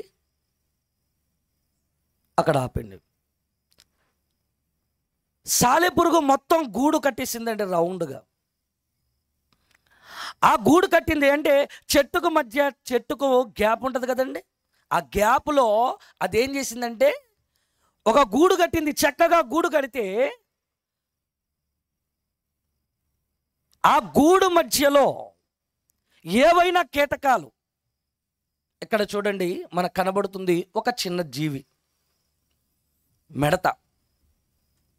అది వాలగా ఎక్కడ వాలిందంటే దాని మీద వాలిందండి. దాని మీద వాలినప్పుడు ఆ మిడత చూడండి, ఎప్పుడైతే అది పడిందో అది వెనకకు లాగాలని ట్రై చేస్తుందండి. అది అంటే అది అత్తుకున్నట్టుగా ఉండగానే వెంటనే వెనకకు లాగాలి, వెనకకు రావాలి. మిడత చూడండి ఒక దగ్గర ఉండదు, ఎక్కడున్నది అక్కడికి ఎగురుతుంది, అక్కడున్నది అక్కడికి ఎగురుతుంది. అలాంటి మిడత ఇప్పుడు చూడండి, మీరు బాగా గమనించండి. చూసారా? ఆ మిడత ట్రై చేస్తుంది బయటికి రావాలి. ఏం జరిగింది అక్కడ? మళ్ళీ అక్కడ ఆపేచాలు. ఆ మిడత ఎందుకు ఎగరట్లేదు, ఎందుకు అది తప్పించుకోవట్లేదు అంటే, మనం ఇక్కడ కొన్ని విషయాలు తెలుసుకోవాలి.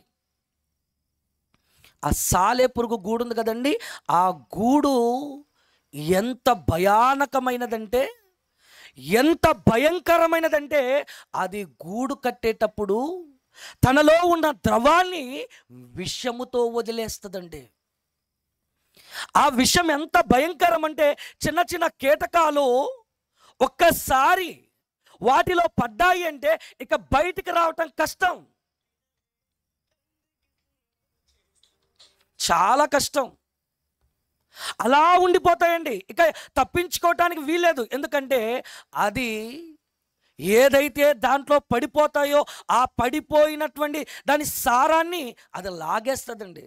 ఎప్పుడైతే అది పడిపోయి దాని సారాన్ని లాగేస్తుందో వెంటనే సాలెపురుగు వచ్చి ఏం చేస్తుందో తెలుసా? దాని చుట్టూ వలను వేసి అప్పుడు దాన్ని ఆహారంగా మొలుచుకొని తింటదండి. అది సాలెపురుగు చరిత్ర. ఈ సాలెపురుగు గూడు కట్టుకొని దాంట్లో పడినటువంటి ఒక చిన్న జీవిని ఎలాగైతే చుట్టి చంపుకొని తినిందో అది మీకు అర్థమైతే, సాలెపురుగు సారాంశం మీకు అర్థమైంది. దాంట్లో పడిన ఏ కీటకాన్ని కూడా అది వదలకుండా చంపుకొని తినింది. అలాగే సాలెపురుగు కంటే భయంకరమైన వాడు ఒకడున్నాడు. దేవుడు రాయించాడు చూడండి ఒక్కసారి. యోబు గ్రంథం 8వ అధ్యాయము 11వ వచనం చాలా జాగ్రత్తగా చూడాలి. యోబు గ్రంథము 8వ అధ్యాయము 11వ వచనం నుండి ఆలోచన చేద్దాం. చదివి సహాయం చేయండి. యోబు గ్రంథం 8వ అధ్యాయము 11వ వచనం నుండి చదువుదాం. బురద లేకుండా జమ్ము పెరుగునా, నీళ్లు లేకుండా రెల్లు మెలుచునా, అది కొయ్యబడక ముందు బహుపచ్చగానున్నది కానీ ఇతర మొక్కలన్నిటికంటే త్వరగా వాడిపోవును. చూసారా, బురద లేకుండా జమ్ము పచ్చగా ఉండలేదు, నీళ్లు లేకుండా రెల్లు మొలవలేదు. ఒకవేళ నీళ్ళుండి మొలిచినా బురదుండి మొలిచినా అన్నిటికంటే అది పచ్చగా ఉన్నప్పటికీ మొక్కలన్నిటికంటే అది త్వరగా వాడిపోతుంది. ఇది ఎందుకు చెప్పాడో తెలుసా? పచ్చగా ఉన్నది కూడా త్వరగా ఎందుకు వాడిపోతుందో ఇప్పుడు కిందకు వచ్చేసరికి మాట్లాడాడు. బైబిల్ చూడాలి. 13వ వచనం, దేవుణ్ణి మరచు వారందరి గతి అట్లే ఉండును. ఎలా ఉంటుందో చెప్తున్నాడు చూడండి. దేవుణ్ణి మరచువారు అంటే అర్థం ఏంటి? దేవుడు లేని జీవితాలు ఎలా ఉంటాయో, దేవుడు లేని జీవితం ఎక్కడికి వెళ్ళిపోతుందో చెబుతున్నాడు చూడండి. దేవుణ్ణి మరచు వారందరి గతి అట్లే ఉండును. బయటికి బాగా కనబడతాడు, సజీవంగానే ఉంటాడు, కానీ త్వరగా వాడిపోతాడు. ఎప్పుడో తెలుసా? దేవుడు తన జీవితంలో లేనప్పుడు. బయటికి బాగుంటావు, అందరికీ బయటికి బాగా కనిపిస్తావు, కానీ దేవుడు లేకపోతే ఒక జమ్ము ఎలాగైతే త్వరగా వాడిపోతుందో నీ జీవితం కూడా అలా వాడిపోతుంది. ఎందుకో తెలుసా? కిందకి మాట్లాడుతున్నాడు. భక్తిహీనుని ఆశ భంగమగును, అతని ఆశ భక్తిహీనుని ఆశ నిరర్ధకమగును, అతని ఆశ భంగమగును, అతడు ఆశ్రయించినది సాలే పురుగు పట్టే. దేని కొరకు మాట్లాడాడు దేవుడు? ఇప్పుడు మీరు విన్నారే, సాలే పురుగు పట్టే. ఆ సాలే పురుగు పట్టే కొరకు దేవుడు ఏమండి క్రీస్తు పూర్వం యోబు గ్రంథంలో దేవుడు రాయించాడు చూడండి. సాలే పురుగు పట్టే అతడు ఆశ్రయించినది. ఎవరతడు? అతడు అలా చెప్తున్నాడు. అతడు ఎవరతడు? దేవుణ్ణి మరిచిన వాడు, దేవుడు లేనివాడు, దేవుడు లేని జీవితాన్ని గడుపుతున్నవాడు. దేవుడు నాకు అక్కర్లేదు, దేవుని కోసం నేను బ్రతకను అనుకున్న వాళ్ళందరూ కూడా ఎలా ఉంటారో చెబుతున్నాడు చూడండి. అతడు ఆశ్రయించినది సాలే పురుగు పట్టే. ఒక సాలే పురుగు ఎలాగైతే ఒక కీటకాన్ని తనలోకి వేసుకొని తన వలలోకి వేసుకొని చంపుకుంటుందో అలాగే అలాగే అలాగే అపవాది కూడా ఒక వల వేశాడు. దాని వలలోనికి పడిన వానికి జీవితాన్ని అంకితం చేసుకుంటున్నాడు. సాలే పురుగు పట్టె కొరకు దేవుడు ఎందుకు రాయించాడో తెలుసా? దాంట్లోకి పడిన జీవి దాని బ్రతుకు మీద ఆశ కోల్పోవాలిక. నేనిక బ్రతకను, మిడతొచ్చి పడిపోయింది అక్కడ. ఆ మిడత ఎక్కడైనా కూడా తప్పించుకొని ఎక్కడి నుండి అక్కడికి, అక్కడి నుండి ఇక్కడికి ఎగరగలదేమో కానీ ఒక్కసారి ఆ గూడులోనికి వెళ్ళిపోయింది అనుకోండి. ఆ గూడులోనికి వెళ్ళిపోతే అది బయటకు రాలేదు, చావు. అలాగే ఎవరైతే దేవుడు లేని జీవితాన్ని గడుపుతున్నారో వారి జీవితం కూడా ఎక్కడికి వెళ్ళిపోతుందంటున్నాడంటే వారు ఆశ్రయించినది సాలే పురుగు పట్టే. చూడండి మరొక మాట చెప్తున్నాడు. యెషయా గ్రంథం 59వ అధ్యాయం 5వ వచనం. యెషయా గ్రంథం 59వ అధ్యాయము 5వ వచనం చూడండి. యెషయా గ్రంథము 59వ అధ్యాయము 5వ వచనం. వారు మిడు నాగుల గుడ్లను పొదుగుదురు, సాలే పురుగు వలన ఎదురు. వారు అంటున్నారు చూడండి. ఎవరు వారు? పైనుండి చెప్పాడు వారు ఎవరో. వారు ఎవరు అంటే దేవుడు లేని జీవితాన్ని గడుపుతున్నవారు. దేవుడు లేని జీవితాన్ని గడుపుతున్న వారిని ఎందులో ఉన్నారో, ఎందులోనికి వెళ్ళిపోయారో, ఏమండి, ఒకరోజు సాలెపురుగు కొరకు దేవుడు మాట్లాడుతున్నాడు. ఎందుకు రాయించాడు అనుకుంటున్నారు? ఒక చిన్న సాలెపురుగు ద్వారా సాతాను ఎలాంటిదో చెప్పాలనుకున్నాడు. ఒక చిన్న జీవండి, మన ఇంటికి వెళితే కనబడేది అదే, ఎవరింట్లోకి వెళ్ళినా కనబడేది అదే. దాన్ని చూడగానే నీకు గుర్తుకు రావాల్సిందేంటో తెలుసా? నన్ను కూడా ఇలాగా. ఇప్పుడు మీరు ఇంటికి వెళ్ళి చూడండి, కావాల్సిందే సాలెపురుగు గూడు ఉంటుంది చూడండి. ఆ గూడులో, ఆ వలలో ఎన్నో పురుగులు ఉంటాయండి, ఎన్నో దోమలు ఉంటాయండి, ఎన్నో కీటకాలు ఉంటాయండి. విచిత్రం ఏంటంటే గోడ మీద బల్లులు తిరుగుతున్నప్పటికీ ఆ బల్లులకు కూడా సాలెపురుగు అంటే భయం అండి. మీరు బాగా గమనించండి, సాలెపురుగు గూడు ఎక్కడైతే ఉందో బల్లి ఎక్కడికి వెళ్ళదు. ఒకవేళ బల్లి ఎక్కడికి వెళ్ళింది అనుకోండి, బల్లిని కూడా విడిచిపెట్టదు. శాస్త్రవేత్తలు సాలెపురుగు మీద పరిశోధన చేసి ఏమన్నారు తెలుసా? బ్లాక్ విడో అనే ఒక సాలెపురుగు ఉంది. ఆ సాలెపురుగు ఏం చేస్తుందో తెలుసా? పెద్ద పెద్ద గోలలో అది పెద్దగా తన వలను వేస్తుందటండి. తన వలను వేసిన తరువాత భయంకరమైన సర్పం కూడా, అది సర్పం, అందులో విషం ఉంటుంది. అలాంటి సర్పాన్ని కూడా ఏం చేస్తుందో తెలుసా? ముఖానికి వలేసి చంపుకొని తింటదండి. అది సాలెపురుగు. బ్లాక్ విడో, విడో అంటే విధవరాలు, అది కూడా ఎలా ఉంటుందో తెలుసా? బ్లాక్ విడో చంపుకొని తింటది. ఎంత విష సర్పమైన జీవున్నప్పుడు కూడా దాన్ని చంపుకొని తినేస్తుందట. చూసారా? అంటే ఒక్క మాటలో చెప్పాలంటే ముఖానికి ముసిగేసి చంపేస్తుందన్నమాట. అంత భయంకరమైన సాలెపురుగు గూడులోనికి ఈరోజు నువ్వు పడ్డావు. అలాంటిదే ఒక సాతాను యొక్క పట్టె ఉంది. సాతాను కూడా వల వేశాడు. 59వ అధ్యాయం 1వ వచనంలో నుండి మాట్లాడుతున్నాడు చూడండి. రక్షింప నేరకయుండునట్లు యెహోవా హస్తం కూర్చు కాలేదు, విననేరకయుండునట్లు ఆయన చెవులో మందము కాలేదు. మీ దోషములు మీకును మీ దేవునికి అడ్డముగా వచ్చెను, మీ పాపములు ఆయన ముఖమును మీకు మరుగుపరిచెను. 3వ వచనం, మీ చేతులు రక్తము చేతనో మీ వేళ్ళు ద్రోషము చేతనో అపవిత్రపరచబడి ఉన్నవి, మీ పెదవులు అబద్ధములాడుచున్నవి, మీ నాలుక కీడును బట్టి మాట్లాడుచున్నది. పాముకు కోరల్లో విషయం ఉంటుందోమో, మనిషికి ఒళ్ళంతా విషయమే. నోటి మాటలో మంచి ఉండదు, ఆలోచనలో మంచి ఉండదు, ఎక్కడ చూసినా కూడా చెడు బుద్ధేనండి. చెడు అండి, చెడే. దేవుడు చూశాడట ఏమైనా మంచి ఉందేమో అని.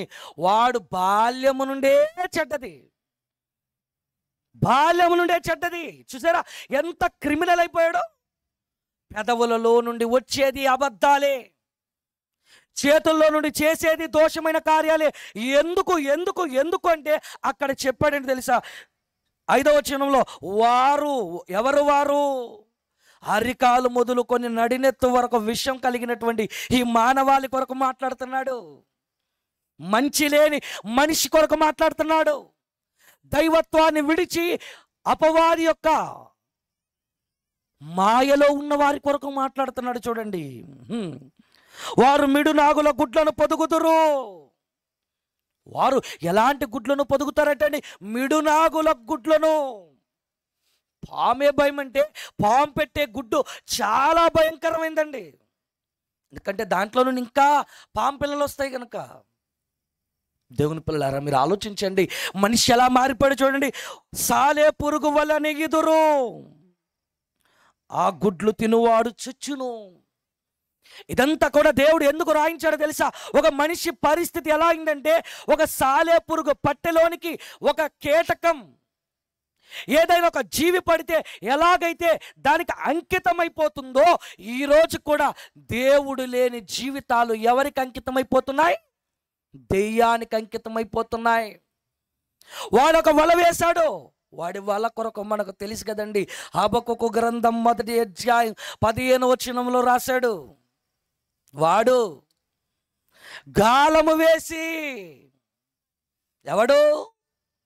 వాడే అపవాది. నీ జీవితాన్ని అంకితం చేసుకున్నవాడు వాడు ఏం చేశాడు అంటే గాలం వేశాడు. గాలం వేసి ఏం చేస్తారండి? దానికి ఎర్ర గుచ్చుతారు, ఎర వేస్తారు. ఆ ఎర వేసినప్పుడు చేప ఏమనుకుంటుందంటే ఎవరో నాకు ఆహారం వేశారు అనుకొని గబగబా గబగబా నోరు తెరుచుకొని పరిగెత్తుకొని వచ్చేస్తుందండి.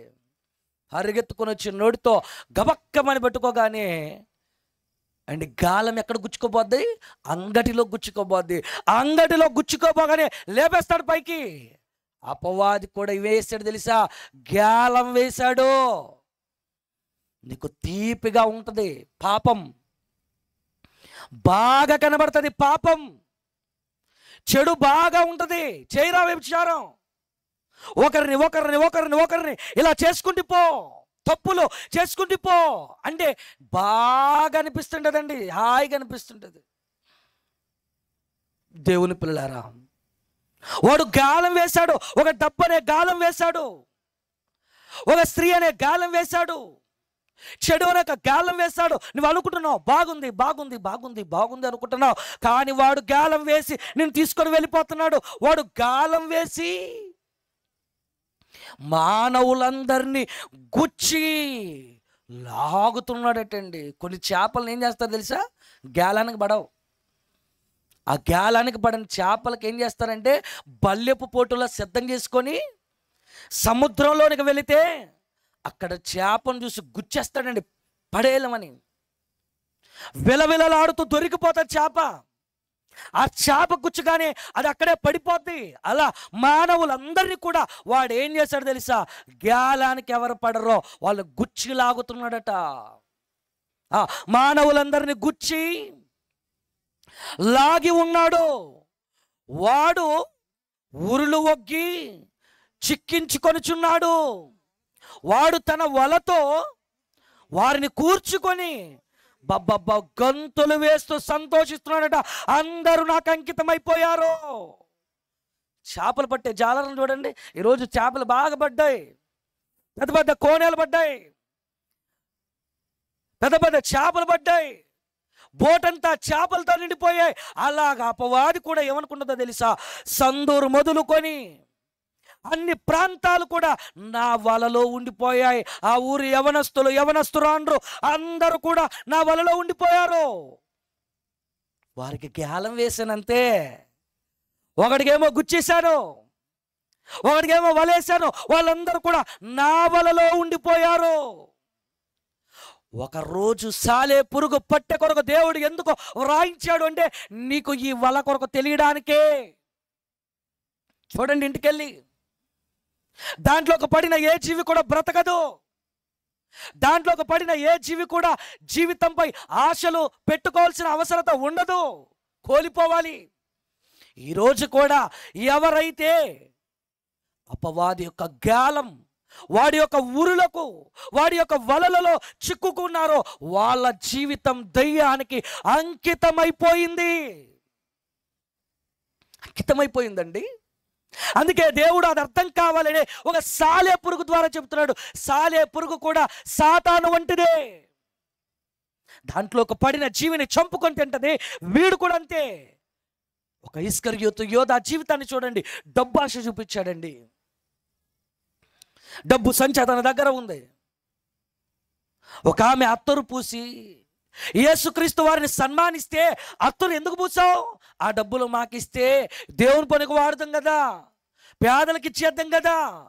చూసాడు అపవాది, భలే చెప్పావు ఇస్కరియోతు యోధా, దొరికిపోయావు. డబ్బు మీ మీద మమకారం ఉంది, డబ్బు ఆశ ఉంది కనుక ఆ డబ్బు ఆశతోనే నిన్ను కొట్టాలి. యేసు ప్రభువును 30 వెండి నాణ్యాలకు అమ్ముతావా? 30 వేసేయండి నా జేబులోకి, సింపుల్గా అప్పగిచ్చేస్తానంతే. డబ్బు చూపించి తీసుకొని వెళ్ళిపోయింది. అమ్మేశాడు, ఇచ్చాడు, ఓకే. యేసు చంపాడనుకోండి, ఆ తరువాత ఇతని జీవితం ఏమైపోయింది? లూకా గారు చెబుతున్నారు అతని జీవితం ఏమైపోయిందో. ఒక్కసారి వాడి వలలోనికి వాలిపోయాడు. వాలిపోయిన తర్వాత ఇస్కరియోతు యోధా జీవితం ఏమైపోయిందని రాశాడు తెలుసా? అపోస్తల కార్యములో 1వ అధ్యాయము 17-18 వచనాల్లో రాశాడు కదండి. ఈ యోధా తాను తప్పిపోయి పోగొట్టుకునే ఈ పరిచర్య నుండి వారు వైదొలిగిపోయాడు. వైదొలిగిపోయిన తర్వాత అతని పరిస్థితి ఏమైందో చూడండి, ఒక్కసారి చదవండి త్వరగా. ఈ యోధా ద్రోహము వలన సంపాదించిన రోకలనిచ్చి ఒక పొలము కొనెను. అతడు తల క్రిందులుగా పడి నడిమికి బద్దలైనందున అతని పేగులన్నీ బయటికి వచ్చెను. అంటే దెయ్యానికి అంకితమైన వాడి జీవితం ఎలా ఉంటుందో చూడండి, క్లారిటీగా కనబడుతుంది. ఇస్కరియోతు యోధా జీవితం. వాలిపోయాడు, అక్కడికి వెళ్ళి వాలిపోయాడంటే బయటకు రావడానికి అవ్వదు, తప్పించుకోవడానికి అవ్వదు. అలా వాలిపోయాడు. వాలిపోయిన తరువాత ఆఖరికి ఎక్కడి వరకు తీసుకెళ్ళిపోయిందంటే అతని పేగులన్నీ బయటకు వచ్చేసేట. ఇంకెందుకొని బ్రతకడం? యేసుని అప్పగించి ఇంకేం చేస్తావు? ఉరి పెట్టుకొని అతని చేస్తే నడిమికి బద్దలైపోతే పేగులు బయటకు వచ్చేసేటండి. బయటికి ఎంత కిరాతకంగా చేశాడో మీరు ఆలోచించండి. తన ప్రాణాన్ని తానే చంపుకునేటట్టుగా వాడు చేశాడు. ఈరోజు మన ప్రాణాన్ని మనమే చంపుకునేటట్టుగా, మన ప్రాణాన్ని మన చేతులతోనే హరించుకునేటట్టుగా చేస్తాడు వాడు. మన కళ్ళు మన చేతితోనే పొడుచుకుంటాం.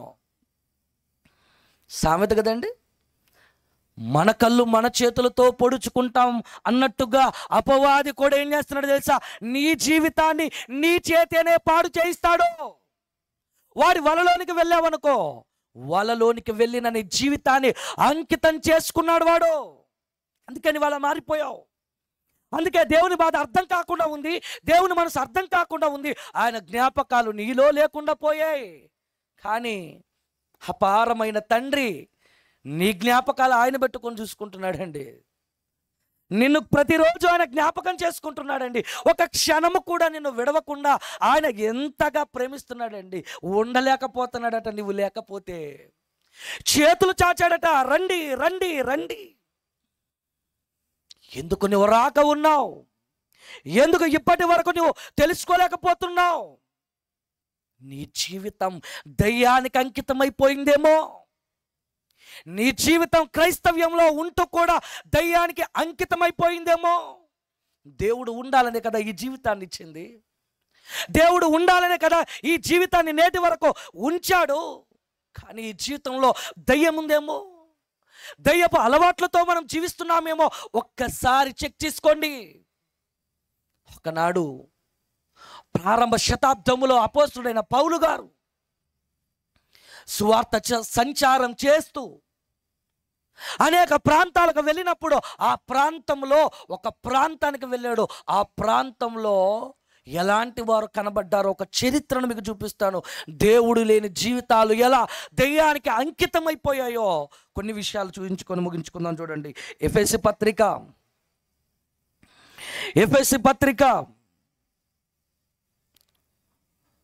2వ అధ్యాయం, ఎఫెసీ పత్రిక 2వ అధ్యాయము 12వ వచనం చూడండి. ఎఫెసీ పత్రిక 2వ అధ్యాయము 12వ వచనం. ఆ కాలమందు ఇశ్రాయేలీలతో సహపౌరులు కాక పరదైసులను, వాగ్దాన నిబంధన లేని పరజనులను, నిరీక్షణ లేని వారును, లోకమందు దేవుడు లేని వారయ్యుండి.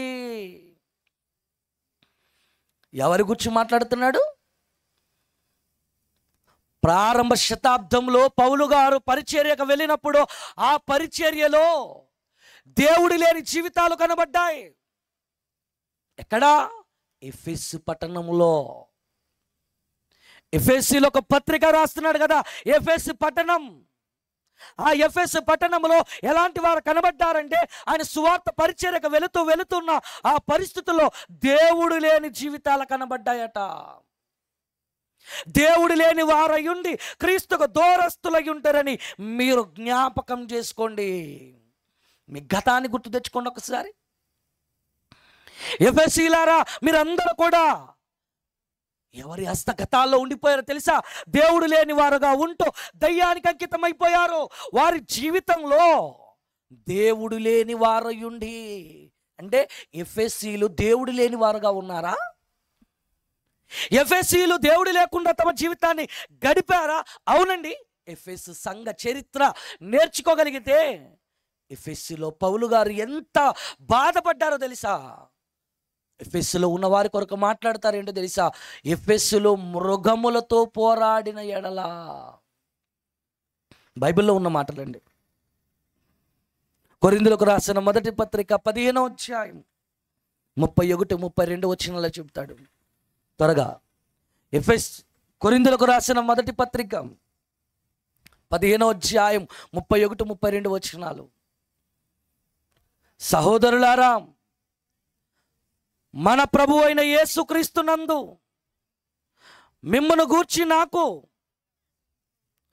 కలిగిన అతిశయము తోడు నేను దినదినమును చనిపోవుచున్నాను అని చెప్పుదును.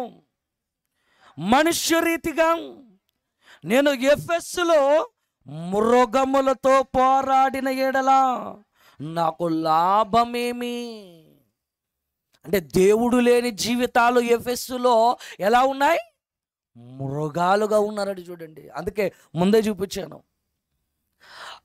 లోకం అడవిగా మారిపోయింది. ఎందుకు అంటే అడవిగా మారిపోవడానికి ప్రధానమైన కారణం, మనుషులు మృగాలుగా మారడానికి ప్రధానమైన కారణం దేవుడు లేని జీవితాలండి. దేవుడు లేకపోతే మనిషి మృగమైపోతాడు. దేవుడు లేకపోతే మనిషి మనిషిగా ఉండడు. ప్రేమ భావజాలాలు అన్నీ కూడా చచ్చిపోతాయి. కనికరం, జాలి ఏమీ ఉండదు. అదే చెబుతున్నాడండి. ఎఫెసీయులు ఎలాంటి వారంటే మృగములతో పోల్చాడు. నిజంగా పౌలు గారు ఎఫెసీయులను మార్చడానికి దాదాపుగా 2 సంవత్సరాలు వారితో తర్కించి అక్కడ తురన్నోని ఒక పాఠశాలను తీసుకొని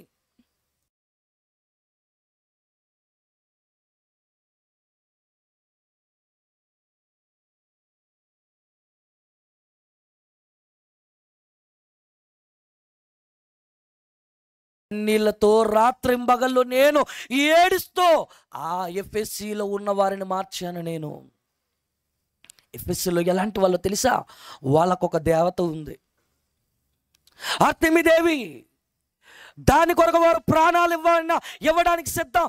అంత భయంకరమైన నీచ సంస్కృతి కలిగినటువంటి వాళ్ళనందరినీ కూడా దయ్యానికి అంకితమైన వాళ్ళ జీవితాలను మరలా పౌలు గారు 2 సంవత్సరాలండి అక్కడ ఉండి రాత్రింబగలు పరిచర్య చేసి మృగాలుగా ఉన్న మనుష్యులను, అపవాది యొక్క వలలో ఉన్నటువంటి మనుష్యులను ఒక్కొక్కరికి ఒక్కొక్కటి చూపినటువంటి ఆశ, ఒకడికేమో ధనం, ఒకడికేమో పదవి, రకరకాల ఆశలు చూపినటువంటి వాడి చేతిలో నుండి ఎఫెసులో దేవుని జ్ఞానాన్ని ప్రకటించి, మీరు మునుపెక్కడున్నారు మీకు తెలుసా? దేవుడు లేని వారై ఉన్నారు. దేవుడు ఏమని కోరుకుంటున్నాడో తెలుసా? ఎఫెసీయులకు పత్రిక రాస్తున్నాడు. ఎఫెసీయులారా, దేవుడు ఎంత గొప్పవాడో తెలుసా? జగత్తు పునాది వేయబడక మునిపే ప్రేమ చేత నిన్ను కావాలని కోరుకున్నాడు. ప్రారంభించాడు ఎఫెసీలో. పరలోకమందున్న తండ్రి సంకల్పాన్ని భూమి మీద ఆవిష్కరించాడు. తండ్రి సంకల్పాన్ని తెలుసుకోండి.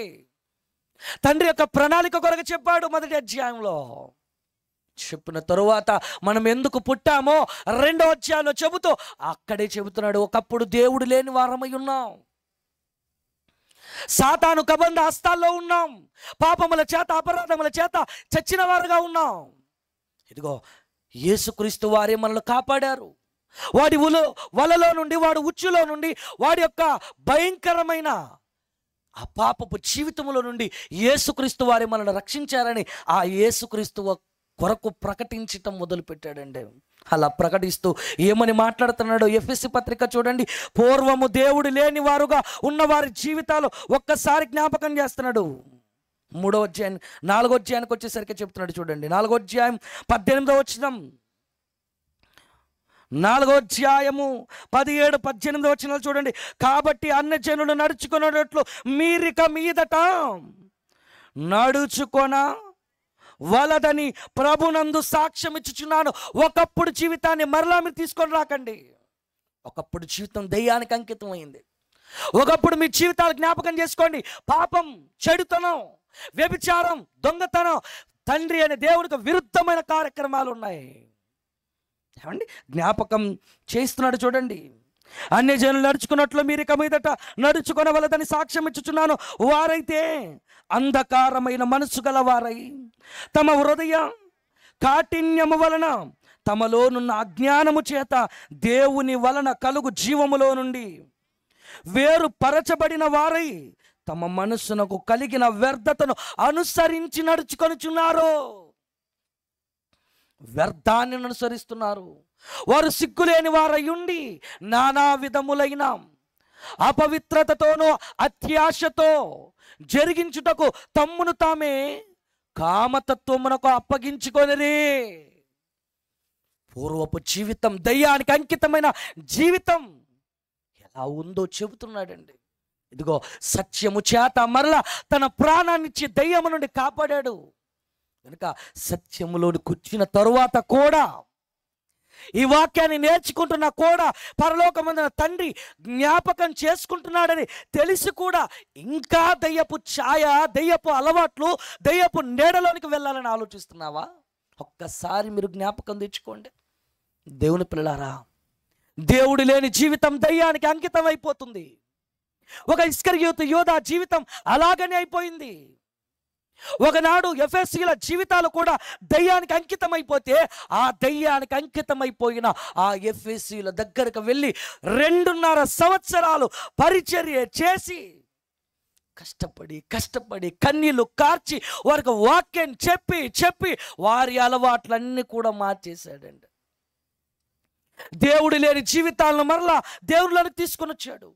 ఒకప్పుడు మన జీవితాలు కూడా ఎలా ఉన్నాయి అవి జ్ఞాపకం తెచ్చుకోండి. దేవుడు లేని జీవితం, దేవుడు లేని బ్రతుకులు, తాగుబోతువి, తిరుగుబోతువి, తల్లిదండ్రులు దూషించేవాడివి, కానీ దేవుళ్ళలోకి వచ్చావు, సంఘానికి వస్తున్నావు, మాటలు వింటున్నావు, వచ్చి కూడా ఇంకా ఆ పాపపు జీవితాన్ని నేను రుచి చూస్తున్నావా? ఇంకా వచ్చి కూడా అదే అలవాట్లతో నీవు ఉన్నావా? ఒక కుక్క చూడండి, అది తిన్నది మరలా కక్కేసి మరలా దాన్నే తింటుందే. ఈరోజు మనం కూడా ఏవైతే విడిచిపెట్టామో, అప్పుడప్పుడు మాట్లాడుతుంటారండి కొంతమంది, నాలో అసలైన వాడిని ఇంకా నువ్వు చూడలేదు. అసలైన వాడిని వాడెలా ఉంటాడు? కిరాతకంగా ఉంటాడన్నమాట. నువ్వు పైకే నన్ను చూసావు, లోపల నన్ను చూడలేదు అని అంటారు. దేవుని పిల్లలారా, ఒక్కసారి మీరు అర్థం చేసుకోండి. దేవుడు లేని జీవితాలు దయ్యానికి అంకితమైపోయిన ఒకనాడు మరలా దేవునికి అంకితం చేయటానికి పౌలు గారు ప్రయాసపడ్డారు. అదే ప్రయాసలో ఎన్నో సంఘాలను మార్చుకుంటూ వెళ్ళిపోయారు, సంఘాన్ని స్థాపించుకుంటూ వెళ్ళిపోయారు, ఎన్నో ప్రాంతాలకు వెళ్ళారు. ఎందుకు ఆ ప్రయాస? ఎందుకు ఆ తపన? వాడి మాయలో నుండి, వాడి వలలో నుండి విడిపించాలి. నిజంగా ఈ సభల యొక్క ఆలోచన చూస్తుంటేనండి, కిరణ్ గారు హైదరాబాద్ నుండి, అక్కడ నుండి ఆయన ప్లాను, ఇక్కడేమో అబ్రహం మాస్టర్ గారు ఒక టీము, ఒడిస్సా నుండి నేను, హైదరాబాద్ నుండి ఈయన. అంటే మేమందరం కూడా వేరు వేరు ప్రాంతాలలో ఉన్నవారు. మీ ప్రాంతానికి వచ్చి ఇక్కడ దేవుని మాటలు చెప్పాల్సిన అవసరం ఏముంది చెప్పండి? ఒకటే, అపవాదికి అంకితం కాకుండా దేవునికి మన జీవితాలను అంకితం చేయాలి. ఎంతోమంది అపవాదికి అంకితం చేసుకున్న వారిని మరలా దేవునికి అంకితం చేసేలా మన ప్రయత్నాలు మనం చేయాలి. సభల ద్వారానా, సువార్త కార్యక్రమాల ద్వారానా, కరపత్రికల ద్వారానా, పాటల ద్వారానా, పనుల ద్వారానా, ఇది ఏదో ఒక రకంగా సువార్త ప్రకటించి అపవాది చేతుల నుండి కాపాడాలని ఒక చిన్న ప్రయత్నం అండి. వాడు మార్చేశాడు, అందరినీ మార్చేశాడు. ఎవరికి కావలసినవన్నీ కూడా వారికి చూపించి దేవుని నుండి వైదొలిగించేసేటట్టు చేశాడు. గనక దేవుని పిల్లలారా, ఆలోచించండి. దేవుడు లేని జీవితం దయ్యానికి అంకితమైపోయి ఆ దయ్యం ఎలా మనల్ని విచ్ఛిన్నం చేస్తుందో చివరిగా ఈ పాట చూసుకొని ముగించేసుకుందామండి. వాడు ఎంతగా మానవాళిని వికృతంగా మార్చేస్తున్నాడో, ఆ విలన్, యూనివర్సల్ విలన్, వాడు ఎంతగా మనను నరకానికి నడిపించుటలో ప్రయాసపడుతున్నాడు. ఈ పాటలో చూద్దామండి.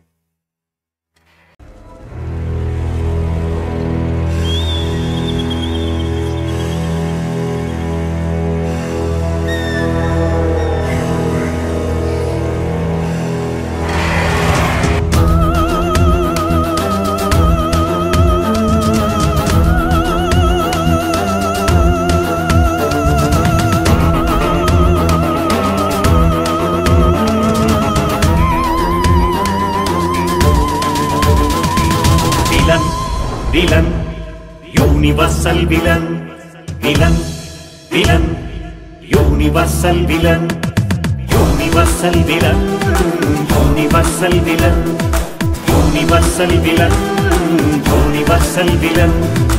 ఎవరిని మృంగుదునా అని వెతుకుచూ ఉన్నాడు, ఎలా మృంగాలా అని తిరుగుచూ ఉన్నాడు. ఎవరిని మృంగుదునా అని వెతుకుతూ ఉన్నాడు, ఎలా మృంగాలా అని తిరుగుచూ ఉన్నాడు. గర్జించు సింహము వలె గంతులు వేయుచున్నాడు, ఊరులోకి చిక్కించుకొని నిన్ను పతనం చేయుచున్నాడు. మనుషులందరిని గుచ్చిలాగాడు, మారణ హోమం చేస్తున్నాడు. Universal villain, universal villain, universal villain, universal villain, universal villain. ఎవరిని మృంగుదునా అని వెతుకుతూ ఉన్నాడు, ఎలా మృంగాలా అని తిరుగుచూ ఉన్నాడు.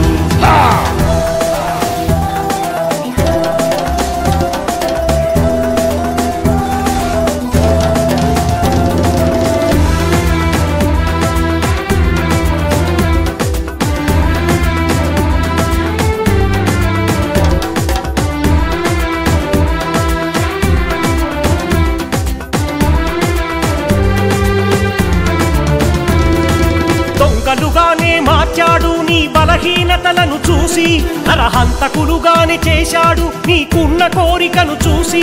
వ్యభిచారులుగా మార్చాడు నీ ఆశలలోనే దూరి, తాగుబోతులుగా చేశాడు కలహాలు సృష్టించడానికి. లోకాశలను చూపించాడు, భక్తిహీనులుగా మార్చివేశాడు.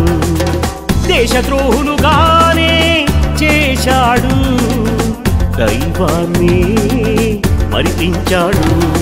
స్వార్థప్రియులు, ధనాపేక్షులు, బింకములాడు అహంకారులు, దూషకులు, అపవిత్రులు, తల్లిదండ్రులకు అవిధేయులు, కృతజ్ఞత లేని వారు అనురాగ రైతులుగా మార్చాడు.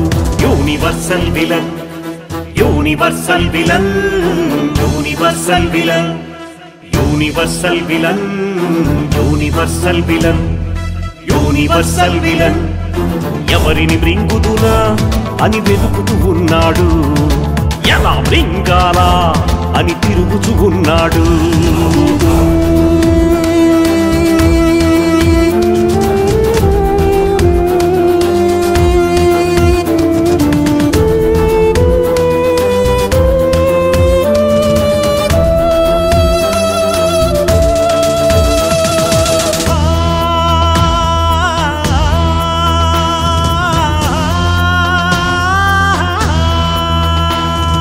మనుషులలోనే దూరాడు నిన్ను మంటల్లో నెట్టడానికి, ప్రతి మనిషి మనోనేత్రాలకు త్రుటితనము కలుగజేశాడు.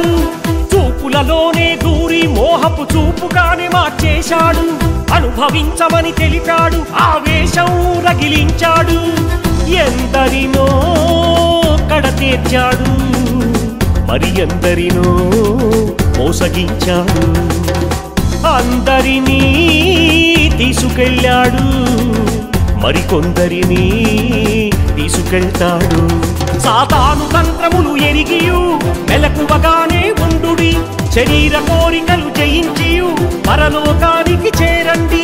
జయించిన వారి మాదిరిలో సాతానుని మీరు జయించుడి. Universal villain, universal villain, universal villain.